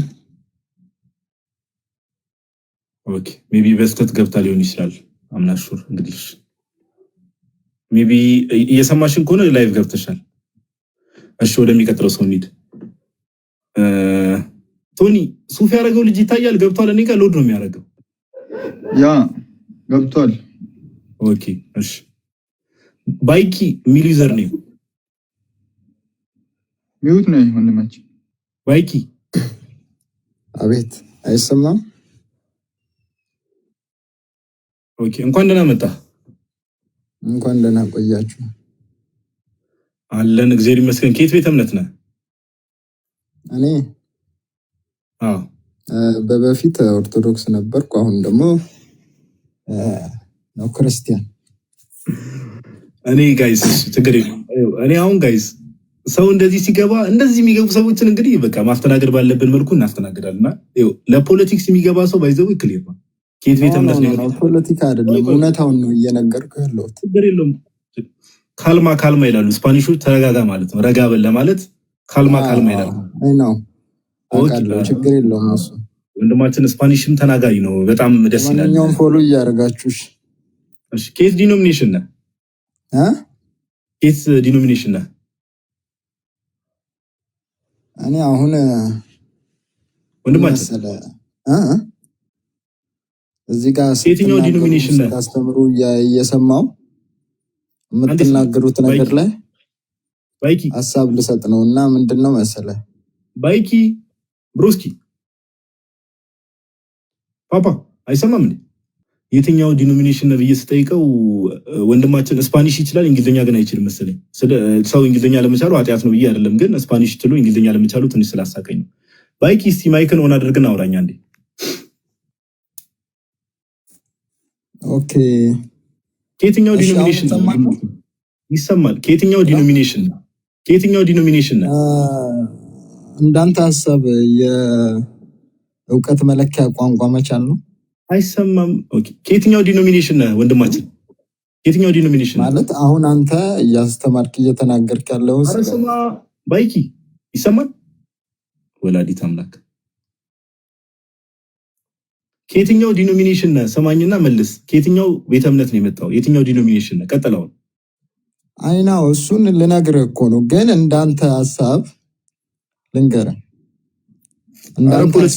ፖለቲክስ ሰዓት እንጠቀምበት፣ ሰዓቱን እንጠቀም። ዲኖሚኔሽን ነገር መጀመሪያ እኮ ነግሬህ ነበር፣ አንተ አልተረዳኸኝም እንጂ። አምስቱን አማራ ሚስጥራት ንገረኝ። ናቲ ለምን አስወጣው? ማን ያስወጣው? ናቲ ነው የሆነ ሰው። መልሱት። ኦርቶዶክስ ነበርኩ ብሏል። እኔ ላወራው ፈልጋለሁ። አታስወጡት። ጋዲ ብሩክ አይሰማም። አንተ ጋር ይቆያል መሰለኝ ድምፁ ሲደርስ። አሁን ይሰማል። ፐርፌክት ነው። ኦኬ እምነት ነው ወንድማችን። እኔ ያው ኦርቶዶክስ ነበርኩኝ፣ አሁንም ኦርቶዶክስ ነኝ። አልወጣም። እኔ እንዴት ብዬ ነው ከኦርቶዶክስ የምወጣው? ጋዲ አይ አንድ ሁለት ነገር ጸዴ ንግግር ነው። አሁን ቀደም ገብቶ ከሚያቦከው ጀለስ አንፃር ኦርቶዶክስ ነበርኩኝ አሁንም ኦርቶዶክስ ነኝ አልወጣም። በቃ ደስ የሚል አገላለጽ ነው። እሺ ብሩኪ ምን ታዘዝ ፓፓ? ያጋዲ አንድ ሁለት ነገር እንደው እንደ አስተያየትም እንደ እንትንም ለመናገር ያክል ነው። ምንድነው ያው ወንድሞቻችን ጠፍታችኋል። እንደ በፊቱ አገልግሎት ላይ ትንሽ እንደ በፊቱ አናያችሁም እና ትንሽ እናንተ በመጥፈታችሁ ምናምን ያው እንደምትመለከቱት ውዥንብር ተፈጥሯል እና ያው ትንሽ ጊዜ ምንድነው ለቀቅ የተደረገ አካል አለ እና አሁን በጣም እና እንደ ድሮ መመለስ አለባችሁ። የድሮ የተረሳ ትምህርታችኋል እና መገለጥ አለበት እና የረሳናቸው ስለመሰላቸው ነው አሁን ትንሽ እንትን እያሉ ነው ያሉት። እንደምታዩት አግባብ ባልሆነ መንገድ እምነቱን እንደመግለጽ እየተሞከረ ነው ያለው እና ያው እንደ በፊቱ አገልግሎት ላይ ጠንከር ማለቱ ጥሩ ነው። ያው የታወቀ ነው የነሱ ትምህርት ትንሽ ሲነካ የሚፈርስ ትምህርት ነው ያላቸው። ያው ወደኋላ ስንመለስ እንደሚፈርሱ ይታወቃል። አሁንም ያው ጸጥ መባሉ ነው ትንሽ ጊዜ እናንተም ከአገልግሎት እንደ በፊቱ መጥፋታችሁ ምናምን ነው እና አሁን ከተመለሳችሁ እንግዲህ ያው የምናውቀው ነው ትምህርታቸውን እና አትጥፉብን ወንድሞቻችን። ይሄን ለመናገር ነው የገባሁት እና እንወዳችኋለን፣ በጣም እንወዳችሁ፣ አትጥፉብን ለማለት ነው። ቆይ አንዴ እውነቱ ሲገባ ይገባል ለነገሩ። ኧረ ባይኪ አንዴ እኮ ቤት ውስጥ ያደግን ነበር አንተ በላይ ማለት ነው። ወይ ሚዩት አድርጌያለሁ። ጋዶ መጥተሃል? አንዴ ኮንፊርም አድርገኝ። ያው አሁን መጥቻለሁ ነበር። ባይኪ ችግር የለውም እናወራለን። እሺ ብሩኬ መሀል መጨረሻ ላይ አልሰማሁህም ነበር። አይ ቲንክ ስታክ አድርጌ ነበር። ሀሳብን ጨርሳል ብሮስኪ?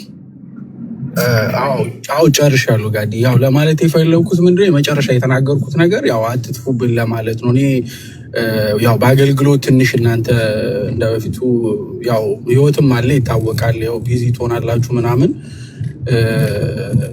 በተቻለው መንገድ እንደበፊቱ አገልግሎት ላይ ጠንከር ካላችሁ ያው የነሱን ትምህርት የታወቀ ነው እንደሚፈርስ ምንም ግልጽ ነው፣ በአደባባይ ያየነው ነው እና ያስማማቸው የሚታወቅ ነው። ያስማማቸው ክርስቶስን እና ቤተክርስቲያንን በአንድ ላይ ሆኖ ለመሳደብ ብቻ ነው አንድ ላይ የሚቀመጡት እንጂ እነሱ ትምህርት ሲገለጥ የትኛውም ከየትኛውም ጋር ማይስማማ ትምህርት ነው ያላቸው። እንደውም አሁን እንኳን ዛሬ የዲያቆን መኳንንትን አንድ ቪዲዮ እያየው ነበርና ቃሌና እንትና አንድ ላይ ተቀምጠው ዳኒ አንድ ላይ ተቀምጠው ያኛው ሌላ ነገር ይናገራል በጥምቀት ዙሪያ፣ ይሄኛው ከሳልቬሽን ጋር አይገናኝም ይላል። ይሄ ቁጭ ብሎ ያዳምጣል እና ይህን ያህል ነው ኮምፕሮማይዝ የሚያደርጉት በትምህርታቸው እንኳን ማለት ነው። ክርስቶስን ቤተክርስቲያንን ለመውቀስ ብቻ ነው አንድ ላይ የሚቀመጡት እና ብዙዎቻችን ማወቅ ያለብን አንድ ነገር ትምህርታቸው ምንም በቃ ከክርስቶስ እንዳልሆነ ትምህርታቸው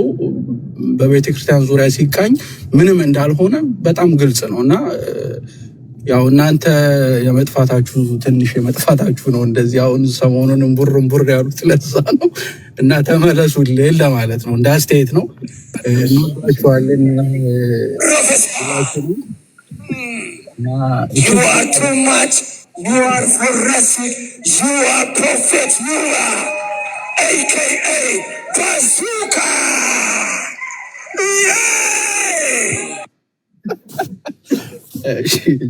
ሰላሙን ወዳይ ጋዲ እናመሰግናለን።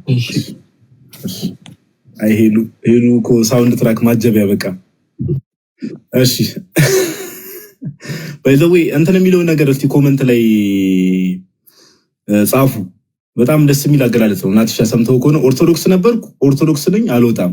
አሁን የገባው ወንድማችን በጣም ደስ የሚል ኤክስፕሬሽን ነው። ኦርቶዶክስ ነበርኩ ኦርቶዶክስ ነኝ አልወጣም። በጣም እኔም መናፍቅ ነበርኩኝ ወደ ኦርቶዶክስ መጥቻለሁ አልወጣም። እዚህ ገስት ላይ ማኮ ናቲሻም ቶኒም እንግዲህ ወንድሞቻችን ያው በጣም ጥሩ እውቀት ያላቸው፣ በተለይ ናቲ ደግሞ የበለጠ ቴዎሎጂንም የፕሮቴስታንት ቴዎሎጂንም የማታውቁ ሰዎች ካላችሁ አፖስቶሊክ ጎስፔል ወይ ደግሞ ናቲን ፎሎ አድርጉት። ፎሎ ያላደረጋችሁ ሰዎች ካላችሁ ለምን በፕሮቴስታንቱ ዓለም በቴዎሎጂ ራሱ ማስተርስ ያለው ከዛ ነው እንግዲህ ረጅም ዓመት ፕሮቴስታንት ቤት ውስጥ ያገለግል የነበረ በጣም እውቀት ያለው ትሁት የሆነ ወንድም ነውና ወደ ቤተክርስቲያን መጥቶ ከኛ ጋር እያገለገለ መታየትና ናቲን የማታውቁ ሰዎች አፖስቶሊክ ጎስፕል በደንብ ፎሎ አድርጉት፣ አበረታቱት ምናምን። ኦኬ በጣም ጎበዝ ወንድማችን ነውና እስቲ ኮሜንት ላይ ጻፉላችሁ። ኦርቶዶክስ ነበርኩ ኦርቶዶክስ ነኝ አልወጣም። ኮሜንቱን እስቲ በሱ ሙሉት። በቃ ኦርቶዶክስ ነበርኩ ኦርቶዶክስ ነበርኩ ኦርቶዶክስ ነኝ በሚለው ኮሜንቱ ይሙላ። እስከዛ ድረስ ዲያቆናታኒም ሰላም ይበሉን እስቲ የተከበሩ።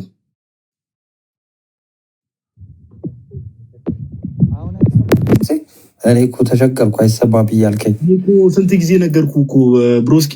እንዴ ንስሐ ገባ እንዴ ኃጢአት በስቶ ጭራሽ ማይክ ማፈን ጀምሯል። አይ ይሁን ግድ ነው ንስሐ ይቀበላል። እሺ እዚህ ጋር ሼፍ ስታሲዝ ማለት ነው። እንዴት ናችሁ ብያለሁ። እንኳን አደረሳችሁ። ከላይም ከታችም ያላችሁ ሰላም ብያለሁ። ቆንጆ ንግግር ነው በጣም። ኦርቶዶክስ ነበርኩ ኦርቶዶክስ ነኝ አልወጣም። በጣም ደስ የሚል ንግግር ነው። ያ በህይወት የምንኖረው ነው ከጽሁፍ ባለፈ ማለት ነው። ቀጥሉ። ያ እሺ ሁላችሁም እንደዛ ታደርጋላችሁ። ፕሮቴስታንቶች እባካችሁ አንድ ቁጥር ጻፉና የተወሰነ እንቀበላችሁ። ናትሻ ሜቢ የተነሱ ሀሳቦች ላይ የሆነ የምታወራው ነገር ካለ እድል ስጥ ወንድሜ። አይ አልኩምና ቀጥልና ወይ በኋላ ሀሳብ እሰጣለሁ። ሳዶር የሚል ዩዘር ፕሮቴስታንት ነው። ከቅድም ጀምሮ አክሰፕት አደርገዋለሁ። ይወጣል ተመልሶ። አምናሹር ፕሮቴስታንት ይሁን ሮዲ እንኳን ከኛው ነው ከኛ ወገን። ፕሮቴስታንቶች ግቡ ችግር የለውም። ባይዘው ምንም ይሄ እውነትን ለማወቅና ለመማማር ነው። ገፍት ላኩ እያልን ያለ ነው። አይ ኮሜንቱ ጸድ ይሆናል። ኦርቶዶክስ ነበርኩ ኦርቶዶክስ ነኝ አልወጣም። ለምን ክርስቶስ ኢየሱስ ስለ ክርስቶስ ኢየሱስ ዕብራውያን ምዕራፍ 13 ላይ ቅዱስ ጳውሎስ እንደሚናገረው ነገር አለ። ኢየሱስ ክርስቶስ ትናንትም ዛሬም ለዘላለምም ያው ነው ብሎ ይናገራል። ኦኬ ዕብራውያን 13 ላይ አቤን እንኳን ደህና መጣ። እንኳን ደህና ቆየኝ። አመሰግናለሁ። የት ቤተ እምነት ነው እንደማችን? እኔ ሙሉ ወንጌል ነኝ፣ ግን ምንም የእምነት መገለጫቸውንም አላውቅም። ዝም ብዬ በቃ እዛው ነው ያደግኩት። ምንም ነገር አላውቅም። ዝም ብሎ ጭፍን አማኝ። ኦኬ አሁን አንተ ኦኬ እንደዚህ አይነት እምነት ካለ አሁን ሞሮፍ አንተን ጥያቄ ከመጠየቅ ይልቅ እንደው አንድ እንትን እንዲሁ ሎጂካሊ እንድታስቡ ስለምፈልግ ነው። ጌታችን ኢየሱስ ክርስቶስ ቤተክርስቲያንን የመሰረታት ዛሬ 2000 ዓመት ነው አይደል? ያው መቼስ አይደል የዛሬ 2000 ዓመት አይደል? ጌታ ጴጥሮስ ልክ ነው። እና አቤልዬ እንዲሁ ስታስበው የዛሬ 2000 ዓመት ጌታ ቤተክርስቲያኑን መስርቷታል። መመስረት ብቻ ሳይሆን ደግሞ ማቴዎስ ወንጌል ምዕራፍ 28 ቁጥር 19 ላይ ደስ ትመለከት እንዲህ የሚል ቃል አለ አይደል? ሂዱና አሕዛብን በአብ በወልድ በመንፈስ ቅዱስ ስም እያጠመቃችሁ ደቀ መዛሙርት ያድርጓቸው እናንተ ጋር ነኝ ይላል አይደል? እኔ ያው ጥምቀት ልክ ነው። እኔ እንደውም ጥምቀት እንደሚያጸድቅ ነው ማስበው። ምክንያቱም እምነት ብቻ የሚል አመለካከት ራሱ የለኝም። እኔ እንዲህ አይነት አመለካከት ራሱ እንዴት መጣ ብዬ እገረማለሁ አንዳንዴ ማለት ነው። ግን ደግሞ ኦርቶዶክስ ላይ ጥያቄዎችም አሉ። በቃ እንዲህ እናድርግ። አሁን ለምሳሌ አሁን አንተ ያልከው ለምሳሌ እምነት ብቻ የሚለው ትምህርት ራሱ ልክ አይደለም ብለህ ነግረህናልና፣ ለምሳሌ ግን አንተ እንዳልከው ጥምቀት ራሱ ያጸድቃል ወይ ደግሞ ለድነት ነው ብለህ ነግረኸኛልና፣ ግን አንተ አሁን ሄደህ አምልኮ የምፈጽምበት ቸርች አቤንዬ እንደምታውቀው አሁን ሁለቱንም እምነት ብቻ የሚለውን አሁን አንተ እምነት ብቻ የሚለው ትክክለኛ ትምህርት ነው ብዬ አላምንም ብለሃል። ግን ሙሉ ወንጌል ትክክለኛ እምነት ነው ብላ ነው የያዘችው። አንተ ጥምቀት ለድነት ወይ ደግሞ ጥምቀት ያጸድቃል ብለሃል። ሙሉ ወንጌል አንተ ሄደህ አምልኮ የምፈጽምባት ቸርች ደግሞ ምን ብላ ነው የምታምነው? ያንተን ተቃራኒ ነው የምታምነውና እንዲሁ ሎጂካሊ ስታስበው አቤንዬ አሁን ቴዎሎጂካል ነገር አላነሳም። ከአንተ ጋር በትምህርትም ሆነ በእምነት የማይመስሉ ሰዎች ከሄደ አምልኮ መፈጸም ልክ ነው ብለህ ታስባለህ አቤንዬ?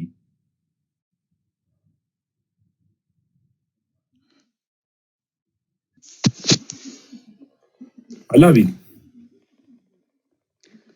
እኔ ራሱ ይገርማል። እንደዚህ የምታምን ራሱ አይመስለኝም። እና ከአንተ ነው ለመጀመሪያ ጊዜ የሰማሁትና የእምነትን አቋማቸው ምንም እኔ ሳልመረምር ነው። ምክንያቱም በቤተሰብ ስለሆነ አንደኛ የገባሁት እኔ እንዲህ አይነት ነገር ይኖራል ብዬም አስቤም አላውቅም። እኔ ከአንተ ነው ለመጀመሪያ ጊዜ የሰማሁት ይሄን ነገር።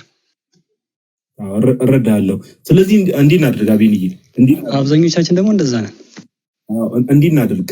ምን ታደርጋለህ መሰለህ? ፎሎ ታደርገኛለህ። ኦልሬዲ እኔ ፎሎ ባክ ላድርግህና ወንድማችን ፎሎ ባክ ላድርግህና ከዛ በኋላ በውስጥ ቴሌግራም ሰላም በለኝ። አሁን ኦልሬዲ ፎሎ ባክ ስላደረኩ ሚሴጅ ጻፍልኝና በውስጥ ቴሌግራም ዩዘር ኔም እናስቀምጥልህና ስልክ ተቀይረን ምናምን ነገር እየተደዋወልን ያሉ ኦርቶዶክስ ቤተክርስቲያን ላይ ያሉ ጥያቄዎች በደንብ እንጠያየቃለን። እሺ ወንድማችን።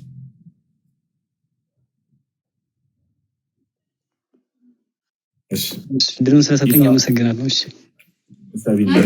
ጋዲ ሰው ካስፈለገ አለው። እሺ እኔም አንድ ወንድማችን ጉዳይ አቤኒ ናቲንም ፎሎ አድርገው። እሺ አፖስቶሊክ ችግር የለውም። ናቲ በቃ እኔ አይ ቲንክ ከታች ይሆናል። ችግር የለውም። እኔ እንትልልና ታች እየሰማን ከሆነ አቤኒ አፖስቶሊክ ጎስፕልንም ወንድማችንንም ፎሎ አድርገው። ቶኒንም እንደዛው። ናትሻ እኔ በቃ በውስጥ ሜሴጅ የምጽፍልኝ ከሆነ እኔ እንትን ልበለውና እንግዲህ ሽግግራዊ መንግስት ነው የሚባለው አቀብልሃለሁ ወንድሜ። በውሰት ላክልኝ ምንም እንትሳት። እሺ ደስ ይላሉ። ባይዘው እኔ በፍቅር እንደዚህ በቃ ረጋ ባለ ስፒሪት በትህትና ገብቶ የሚያወሩ ሰዎች ደስ ነው የሚሉኝ። እኔ በቃ ረጋ ባለ መንፈስ ሁሌ የምናወራው። ግን ፖለቲካ ለመስራት የሚገባ ሰው አንዳንድ ሰዎችን እንዳመጣጣቸው መቀበል ያስፈልጋል።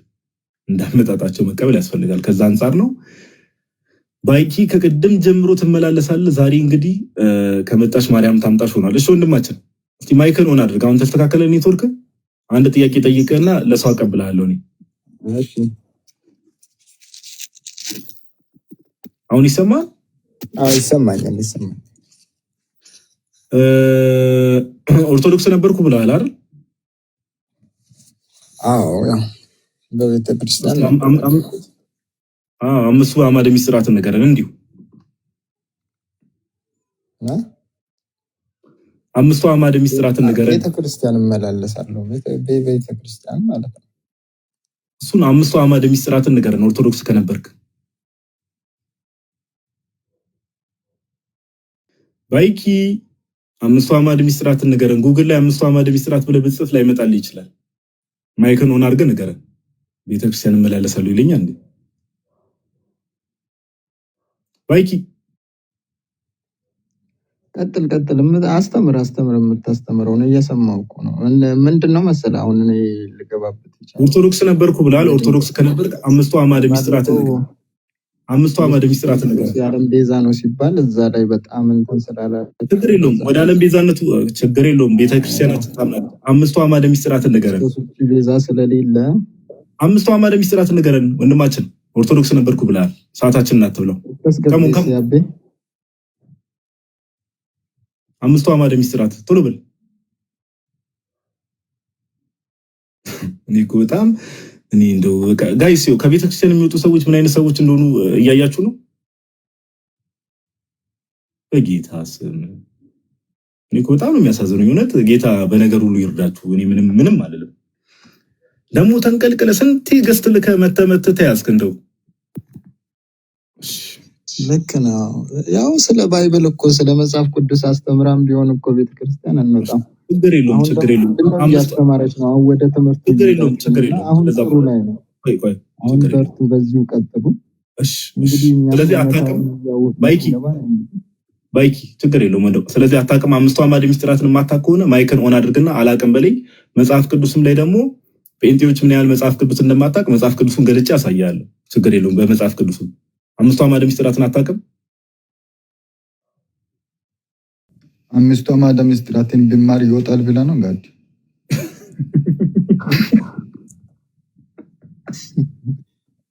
ብማር ኖሮ አልወጣም ነበር። እውነትህን ነው። እሺ ባይክ እሺ አባታችሁ ነው የጸሎት በልልንሽ። ኦርቶዶክስ ከነበርክ ወጪስ አባታችሁ ነው ትችላለህ። ከየትኛው ልጀምርልህ? በሰማይ የምትኖር ከሚለው ነው ወይስ ደስ ካለ አባታችሁ ነው መጀመሪያውን ታውቀው የለ አባታችሁ ነው ይበልልን። አባታችሁ ነው አሁን እዚህ ጋር እንዴ በልልን እንዴ? ኦርቶዶክስ ከነበርክ በልልን አባታችሁ ነው። ምን ችግር አለው? እኔ ምን እንደሚሻላችሁ እኮ አይ ጌታ ይርዳችሁ። በቃ እሺ አባታችሁ ነው ልበልልህ። አሁን ምንድነው አሁን ዋናው ዓላማ ያንተ ምንድነው? እኔ ጸሎት እንዲሆነ ነው። ለአንተም ጸሎት እንዲሆነ ነው። አባታችን ነው ጌታችን ያስተማረው ጸሎት ነው። ኦኬ መጽሐፍ ቅዱስ ላይ ያለው ጸሎት ነው። ስለዚህ መጽሐፍ ቅዱስ ጸሎት ነው። በልል ሰማያት የምትኖር ስምህ ይቀደስ፣ መንግስት ትምጣ፣ ፍቃድ በሰማይ እንደሆነች እንዲሁም እያለ ይቀጥላል። ስለዚህ ጨርሰው ማለቱ ብዙም እንትን አይለም ነው። እዛን በቤታችን ነው ይቀጥል። ግን ማለቱ ለኔ አይቆረጥም እንዴ? ጸሎት ይቋረጣል እንዴ? ጸሎት አይቋረጥም እኮ። ኬት ነው የተማርከው? ባይኪ ጨርሰው እንጂ መጽሐፍ ቅዱስ ማቴዎስ ወንጌልን እየከፈተ መሰለኝ ሳስበው። ናትሻ ማቴዎስ ወንጌልን ጸሎት በቃ የትኛው መጽሐፍ ጥቅስ ላይ ነው ያለው?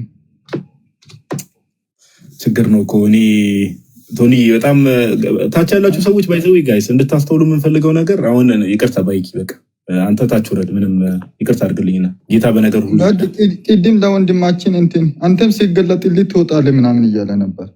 ቅድም ጋብቶልህ ይሄ ተገልጦልህ ነው አንተ ይወጣ ሲገለጥልህ ትወጣለህ እንዴ? እኔ ጋይስ አይ ታች ያላችሁ ሰዎች እኔ ቆይ ለናቲ ድል ሰጠዋል አፖስቶሊክ ጎስፔል ከዛ ዲያቆን ናታኒም ደግሞ ቀጣይ ሰው ይቀበላል። ታች ያላችሁ ሰዎች እንድታስተውሉ የምንፈልገው ይሄውን ኢሹ ነው አይደለም። ገና ሲገቡ ከኦርቶዶክስ ቤተክርስቲያን የወጣ ነው ወይ ደግሞ ኦርቶዶክስ ነበርን ይላሉ። ኦርቶዶክስ ነበርን ይላሉ። አምስቱ አዕማደ ምስጢራት ነው ያውቁ ጋይስ። አምስቱ አዕማደ ምስጢራት ነው ኦርቶዶክስ ሆኖ አምስቱ አዕማደ ታዲያ ይሄ እንዴ እንኳን ጴንጤ አይደለም ኦንሊ ጂሰስም ቢመጣ ሙስሊሙ ቢመጣ ሁሉም ተራርጎ ነው የሚወስደው። በቃ እንድታስተውሉ የምንፈልገው ነገር ሰው እውነት በራለን አወቀን እንዲሆነን ቅብርጥሴ የሚባለው ነገር ምንም ዕውቀት የሌላቸው ሰዎች ናቸው እንዳለ የሚወጡት። ዕውቀትም ሆነ ትህትና የሌላቸው ሰዎች አትሊስት እግዚአብሔር ሰው ዕውቀት ሳይኖረው ትሁት ከሆነ ትህትና ላይክ ትሁት ከሆነ እግዚአብሔር ልብን ስለሚያይ እግዚአብሔር ሰዎችን ይጠብቃል። ኦኬ ትዕቢት አንደኛ ትዕቢተኛ ናቸው የሚወጡ ሰዎችን አይታችሁ ከሆነ በጣም ትዕቢተኛ ናቸው። ሁለተኛ ደግሞ ይሄው አምስቱ አዕማደ ምስጢራትን አያውቁ አባታችሁ ነው ማለት አይችሉ ኦርቶዶክስ ነበር እና ፍርዱን ለእናንተ። ይሄ ኦርቶዶክስ ነበር የሚሉ ሰዎች በቃ ዕውቀታቸውን እንደምትመለከቱት ነው ከመምህራኑ ጀምሮ። ኦኬ እኛ ደግሞ እግዚአብሔር አምላክን እናመሰግናለን ከነ ድካማችንም በስጋ ምንም ያህል ደካማ ብንሆንም ደግሞ እግዚአብሔር ደግሞ በቸርነቱ እዚህ ቤተክርስቲያን ውስጥ ዛሬም ድረስ አቆይቶናልና እስቲ ናትሻ ናቲ ስለ አፖስቶሊክ ጎስፔል ማለት ነውና እስቲ አሁን እንደዚህ በጣም ብዙ ጊዜ ላይቭ ላይ በጣም ብዙ ሰዎች እንደዚህ ይያዛሉና እስቲ እዚህ ነገር ላይ እንደው የምትለው ነገር ካለ ድልስት ብሮስኪ።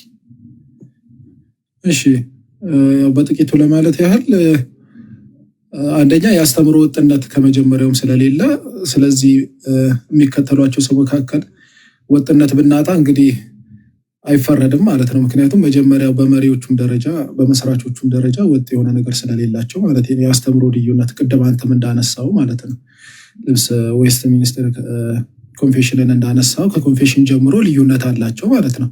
ቅድም የመገባው ሙሉ ወንጌል ለምሳሌ ፔንቴኮስታል ሆና ያለችው፣ ፔንቴኮስታሎች ደግሞ ቋሚ የሆነ ኮንፌሽንም የላቸውም ሲጀመር። እንደ ስሙም ራሱ ፔንቴኮስታል ሙቭመንት ነው የሚሉት እንቅስቃሴ ነው የሚሉት እንጂ እንደ እምነት ተቋምም እንኳን እንደሚታየው ሙቭመንት ነው። እንቅስቃሴ ደግሞ ኮንፌሽን ሊኖረው አይችልም፣ የአስተምሮ ወጥነት ሊኖረው አይችልም። እንደዛ ነው የሚታየው። እኔ እንግዲህ በጥቂቱም እስከማውቀው ድረስ በኢትዮጵያም እንኳን እንደዚህ የተመሰረተው የፔንቴኮስታል ሙቭመንትም ወጥ የሆነ አስተምሮ ኖሮት የጀመረ አይደለም። ታሪኩን በጥቂቱ ለማንበብ ሞክሬያለሁ። በተለይ ሙሉ ወንጌል እንዴት እንደተመሰረተች መስራቶቹ ራሱ የጻፉት መጽሐፍ ሳነብ ብዙዎቹ እንኳን አይደለም ስለ ኮንፌሽን መሰረታዊ የቤተክርስቲያን ታሪክም እውቀት ሳይኖራቸው በኋላ ነው ወደ ነገረ መለኮት ተቋማት እየገቡ መማር ሲጀምሩ ነው አንዳንዶች ራሱ የአስተዳደር ሲስተማቸውን እያሻሻሉ የመጡት ማለት ነው። ብዙዎቹ አያውቁትም። ስለዚህ እንዴት በምን በአስተምሮ ደረጃ ሊመሳሰሉ ይችላሉ? አሁን ሰሞኑ ራሱ አንዳንድ ወንድሞቻችን የፖስተቱት ላይ ለምሳሌ የኢትዮጵያ ወንጌላውያን ካውንስል ነው የሚለው። የኢትዮጵያ ወንጌላውያን አብያተ ክርስቲያን ካውንስል ነው የሚለው ራሱ ርዕሱ የኢትዮጵያ ወንጌላውያን አብያተ ክርስቲያን ካውንስሊን እና ግን አርማውን ሲያብራራ የተለያየ እድሜ የተለያየ ትምህርት ያላቸው ሰዎች በአንድነት የሚኖሩበት ይላል። የአስተምሮ ልዩነት ልክ እንደ ዲሞክራሲ ነው ማለት ነው የሚከተሉት ማለት ነው። ብዝሃ ሀሳብ ብዝሃነት እንግዲህ ለሃይማኖት አይሰራም አይደል? ብዝሃነት የሚባል የለም። በእምነት ጉዳይ ላይ ሲሪየስ ነን። ቅድም አንተ እንዳነሳው ዕብራውያን ምዕራፍ 13 ላይ እንዳለው ማለት ነው የእግዚአብሔር ቃል የተናገሯችሁን ዋነኞቻችሁን አስቡ፣ የእምነታቸውን አካሄዳቸውን እየተከተላችሁ በሃይማኖት መሰላቸው ኢየሱስ ክርስቶስ ትናንትናም ዛሬም ለዘላለም ያው ነው። ስለዚህ ልዩ ልዩ በሆነ እንግዳ ትምህርት አትወሰዱ። ልባችሁ በጸጋ ቢጸና ነው እንጂ በመብል አይደለም። በዚህ የሚሰሩባት እንደውም አልተጠቀሙም ይላል። ስለዚህ መብል ነው ማለት ነው የሚያስወጣው። በአንድ በኩል ነገረን እኮ ብርሃነ ዓለም ቅዱስ ጳውሎስ ልባችሁ በጸጋ ቢጸና መልካም ነው። ጸጋ ጸጋ እያሉ ከቤተክርስቲያን መውጣትም አይቻልም። መብል ሊሆን ይችላል የሚያስወጣው ማለት ነው ሰውን። እና ለምን ኢየሱስ ክርስቶስ ትናንትናም ዛሬም ለዘላለም ያው ከሆነ ምንም ልዩ ልዩ እንግዳ ትምህርት ሊያስወስደን አይገባም። አንዱ ችግሩ ምንድነው? መንፈስ ቅዱስ ደግሞ 1900 አካባቢ ላይ ወይም 01 አካባቢ በአሱዛ ስትሪት ድንገት የመጣ ሙቭመንት አድርጎ ማሰብ ራሱ እኮ ይሄ እኮ ሎቱ ስብሐት ክብር ይሁንለትና ይሄ ብላስፌሚ ነው አይደል? እንደ መጽሐፍ ቅዱስ ቋንቋ ስድብ ነው የሚሆነው። ስለዚህ የቅድስት ቤተክርስቲያን ባለቤት የሆነው የወለዳት እንደ በቅዱስ ዮሐንስ አፈወርቅ ቋንቋ እንግዲህ በሐዋርያት ሥራ ምዕራፍ 2 ላይ የወለዳት ቅድስት ቤተክርስቲያን ዝም ብላ ጠፍታ ልክ 1903 ላይ በሆነ በቃ ጫጫጫጣጣ በሚሉ ሰዎች ተጀመረች ብሎ ማሰብ የቶታሊ ሮንግ ነው የሚሆነው ማለት ነው። እንደዚህ አይነት አስተሳሰብ ልክ መንፈስ ቅዱስንም ደግሞ ዝም ብሎ የማይጨበጥ ኢሉዥን አድርጎ ምናብ አድርጎ ዝርው ብትን ሀሳብ አድርጎ ማሰብ ራሱ በጣም የወረደ አስተሳሰብ ነው እና በጣም ግን ሴጣንም ይሄንን ሲስተም በጣም ስለሚጠቀምበት በጣም ጥንቃቄ። ትልቁ ነገር ምንድነው? ኮንፌሽን ላይ አስተምሮ ላይ የማይስማሙም። አሁን እኮ እኛ ኦርቶዶክሳውያን አንዳንዴ ሰዎች በስነ ምግባር በምግባር ጉዳይ ቢወድቁ እኮ እንሸፍናለን፣ በሃይማኖት ግን አንቀልድም። አሁን እንደውም አንድ አባባል አለ አይደል? ኦርቶዶክሳዊ በስነ ምግባር ልክ ነኝ ወይም በምግባር ፍጹም ነኝ ማለት አይችልም። በሃይማኖቱ ግን ፍጹም ነኝ ማለት ይችላል። እኔ በሃይማኖቴ ፍጹም ነኝ፣ ባይዘው ቅንጣት ያልጠረጠረ የለኝም። ከ150% እርግጠኛ ነኝ። በምግባሬ ልክ ነኝ ግን አለ። እነዛ ጋር ግን እኮ ምንድነው በሃይማኖት ያልተስማሙ ሰዎች በሆነ ቻርተር ከተስማሙ ይስማማሉ ማለት ነው። በቃ እኔ እንደውም ሰሞኑን ሳስብ ኦርቶዶክስን ይቃወምን እንጂ ይስማሙታል። ካሳ ጌራ ጋር የሚባለውን አለ ካውንስል ውስጥ በስላሴ አላምንም ግን የካውንስል አባል ነኝ ይላል። ሰዎች አንድ ይሆናሉ ማለት ነው ይቃወሙ እንጂ። እና መጀመሪያም ያስተምሮ ልዩነት እንዳላቸው ሰሞኑን እንኳን የሚያወሩት ሰዎች ለምሳሌ አንዱ ካልቪን ነው፣ አንዱ ደግሞ መሰረተ ክርስቶስ ነው። ግን ለመቃወም ሲሉ ግን ይስማማሉ። እና እንደዚህ አይነት ነገር መጀመሪያ መስራቾቹም ጋር ችግር ስላለ ተከታዮቻቸው እንደዛ ቢሆኑ አይገርምም። እና እንግዲህ መንቃት ይሁን ነው ብለው ቃልት ያሰማል። ናትሻ አሪፍ አድርገህ ነው ሰመራይዝ ያደረግከው። ያው እንደተባለ ሰው አስትሎንጋስ ቤተክርስቲያን አታክ ተደረገች ተብሎ ከታሰበ ድረስ ያው ፕሮፋይል ስንት ጊዜ እንደተቀየረ አቡነ በርናባስ አሁን ደግሞ ሰሞኑን ቅርብ ጊዜ የነበሩትም ጳጳስ በቃ ቤተክርስቲያን አታክ ተደረገች ብለው እነሱ አስዩም ካደረጉ ሰዎችን ፕሮፋይል በቃ ዝም ብለው በቃ በትምህርት ባይመስሏቸው ምን ባይሏቸው ምናምን ነገር ሰዎችን ፕሮፋይል እያደረጉ እስከማስቀመጥ ድረስ እንመለከታለን። እና ይሄ ራሱ ለሰዎች ግልጽ የሆነ ነገር ምን ነው። ይሄ ማየት ለሚፈልግ ሰው አንደርስታንድ ማድረግ ለሚፈልግ ሰው የክርስቶስ ኢየሱስ ቤተክርስቲያን የትኛዋ እንደሆነች ማወቅ ለሚፈልግ ሰው በጣም ይሄ ክሪስታል ክሊር ነው። በቃ ፊት ለፊት የተቀመጠ ነገር ነው። አይኔን ግንባር ያድርገው ካልተባለ በስተቀር ናትሻ ቃልዎት ያሰማልን። ቤቢ የሚል ዩዘር ኔም ቤቢ እንኳን ደህና መጣ። ወይ ጋዲሳ ነው ጋዲ ስትል ከኛ ወገን ነው መሰለኝ። አራራለው ፋን ነኝ ፋን ነኝ ደስ ይላል። እሺ ወንድማችን ከየት የተብለት ነው እንዴ? ከትላንት ጀምሮ ስልክልህ ነው ግዴታ የፍልስጤሞቹን እንትን ማንጠለል አለብኝ ፕሮፋይል ላይ። እሺ ኤኒዌይስ ከየት የተብለት ነው? እኔማ ጥያቄ ነው። እኔ ፕሮቴስታንት ነኝ። ጥያቄ ነው የምጠይቀው። ባለፈው ጥያቄ ያላችሁ ጠይቁ ነው ስትል ነበር። ዛሬ በእርግጥ እናንተ ችግር የለውም ጥያቄን አቅርብና ዛሬ እናንተ የምትጠይቁበት ቀን ነበር። ችግር የለውም። በትህትና ፋን ነኝ ብለህ ከመጣ እንግዲህ ፋኖችን ማስቀየም አንችልም እንደምታውቀው። ይህ ምሳሌ 8:22 ላይ ያሉትን የለም ስለ ክርስቶስ ማለት ነው እና ቆላሲያስ ነው ምናምን ያሉትን በመጀመሪያ ፈጠረኝ እሱን እንዴት ነው ማየት ያለብን ነው። ቃል በመጀመሪያ ነበረ ከሚሉ ከዮሐንስ 1:1 ጋር ማለት ነው። እንዴት አድርገን ነው ማየት ያለብን? እሱ ለምጠይቀው ቆላሲስ ምዕራፍ 1 ቁጥር 15 ነው። እሱና ምሳሌ 8:22 ላይ ያለው ማለት ነው።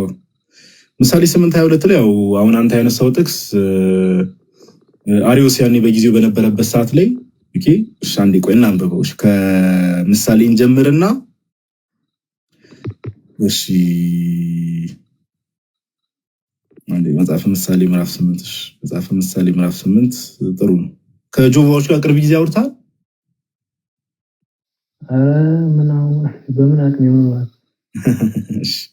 ጆቫዎች ናቸው ብዙ ጊዜ የሚያነሳው እና እንደዚህ ይላልሽ መጽሐፈ ምሳሌ ምዕራፍ 8 ላይ ታች ያላችሁ ሰዎችም ስሙ። በእርግጥ እነ ቅዱስ አትናቴዎስ በደንብ ሁሉም አባቶች ማብራሪያ ስለሰጡት እግዚአብሔር የመንገዱ መጀመሪያ አደረገኝ ጥበብ ነው። እዚህ ጋር ተናጋሪው ጥበብ ናት። እንደምታውቁት አንደኛ ቆሮንቶስ ምዕራፍ 1 ቁጥር 24 ላይ የእግዚአብሔር ኃይልና ጥበብ የሆነው ክርስቶስ ኢየሱስ እንደሆነ ይናገራል። ጌታችን ኢየሱስ አንዴ ቆይ ኮሜንት ኦፍ ላድርግ። እንደዚህ ሜቢ ከጠቀማችሁ የምትሰሙ ሰዎች ምናምን ነገር ኮሜንት ኦፍ ላድርግና እንትን ልበል። እዚህ ጋር ተናጋሪው ጥበብ ናት። ኦኬ እግዚአብሔር የመንገዱ መጀመሪያ አደረገኝ በቀድሞ ስራው መጀመሪያ ከጥንቱ ከዘላለም ጀምሮ ተሾምኩ ምድር ከመፈጠሩ አስቀድሞ ቀላያት ገና ሳይኖሩ እኔ ተወለድኩ የውሃ ምንጮች ገና ሳይፈልቁ ተራሮች ገና ሳይመሰረቱ ከኮረብቶች በፊት እኔ ተወለድኩ ምድሪቱን እና ሜዳውን ገና ሳይፈጠር የመጀመሪያውንም ዓለም አፈር እያለ ይናገራል። አሁን ይሄ ከምን አንፃር ነው የተነገረው ከተባለ የመንገዱ መጀመሪያ አድርጎ ፈጠረ የሚለው ከስጋ አንፃር ነው። ኦኬ ሁላችንም እንደምናውቀው ከስጋው አንፃር ወይ ደግሞ አምላክ በስጋ ሲገለጽ ስለሱ ነው እየተወራ ያለው።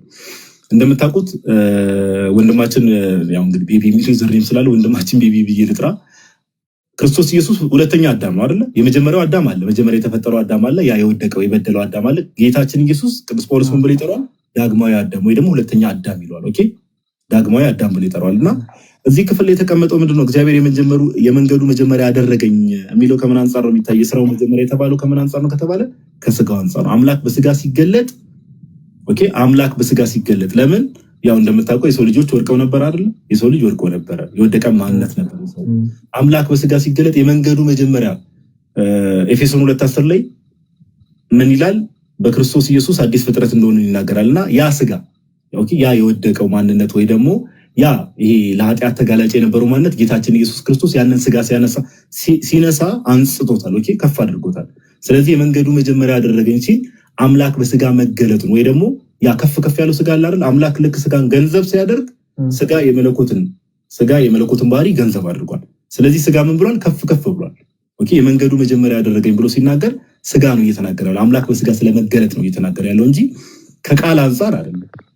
ኦኬ ለምን መሰለ ከቃል አንፃር የማይሆነው የዮሐንስ ወንጌል አንተም ቀደም እንዳልከው የዮሐንስ ወንጌል ምዕራፍ 1 ቁጥር 1 በመጀመሪያ ቃል ነበረ፣ ቃልም በእግዚአብሔር ዘንድ ነበረ፣ ቃልም እግዚአብሔር ነበረ ካለ በኋላ ሁሉ በእርሱ ሆነ፣ ሁሉ በእርሱ ሆነ ካለ በኋላ እንደምታውቁ ምንድነው የሚለው? ከሆነውም አንዳች እንኳን ያለ እርሱ ይሆን የለም ማለት።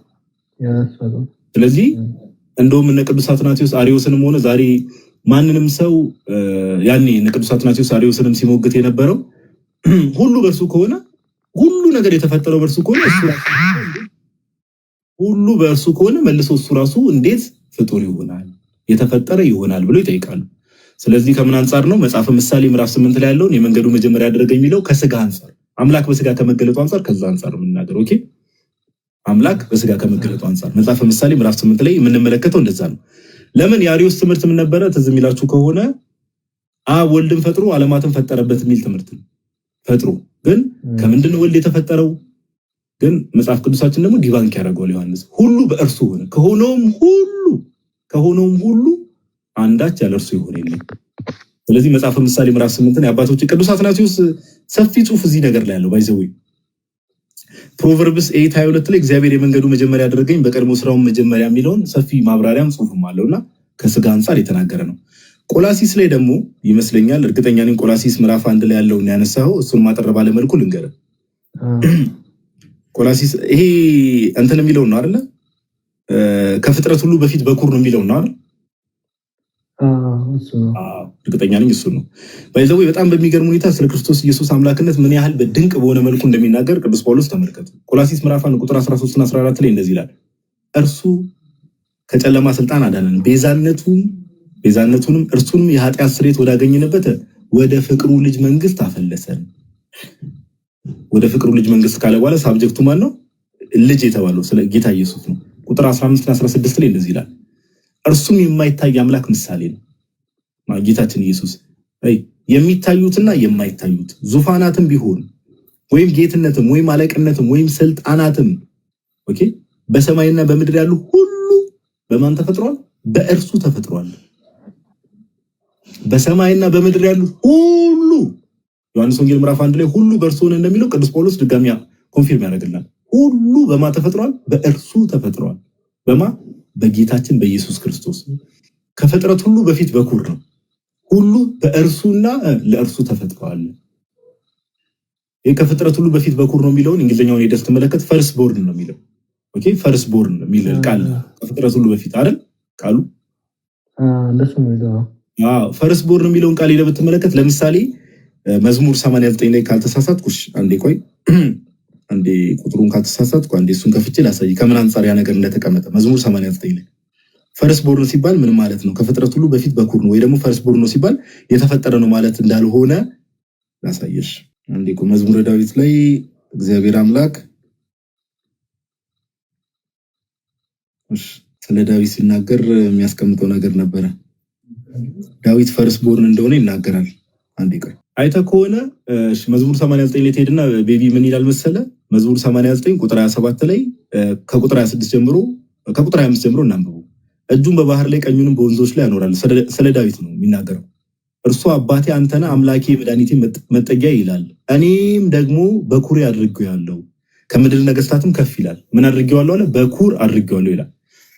አሁን ለምሳሌ ይህንን ቃል ሊትራሊ ቃሉን ያዝ። እንግሊዝኛውን ሄደህ ከሆነ በኩር የሚለው ፈርስት ቦርን ነው የሚለው። ይህንን ቃል ሄደን እንመልከት ከተባለ ዳዊት ለምሳሌ 8 ወንድሞች ነበሩት በአጠቃላይ ወንድምናት እንደዛ ነው ታሪኩ። ዳዊት ግን የመጨረሻ ልጅ ነው አይደል?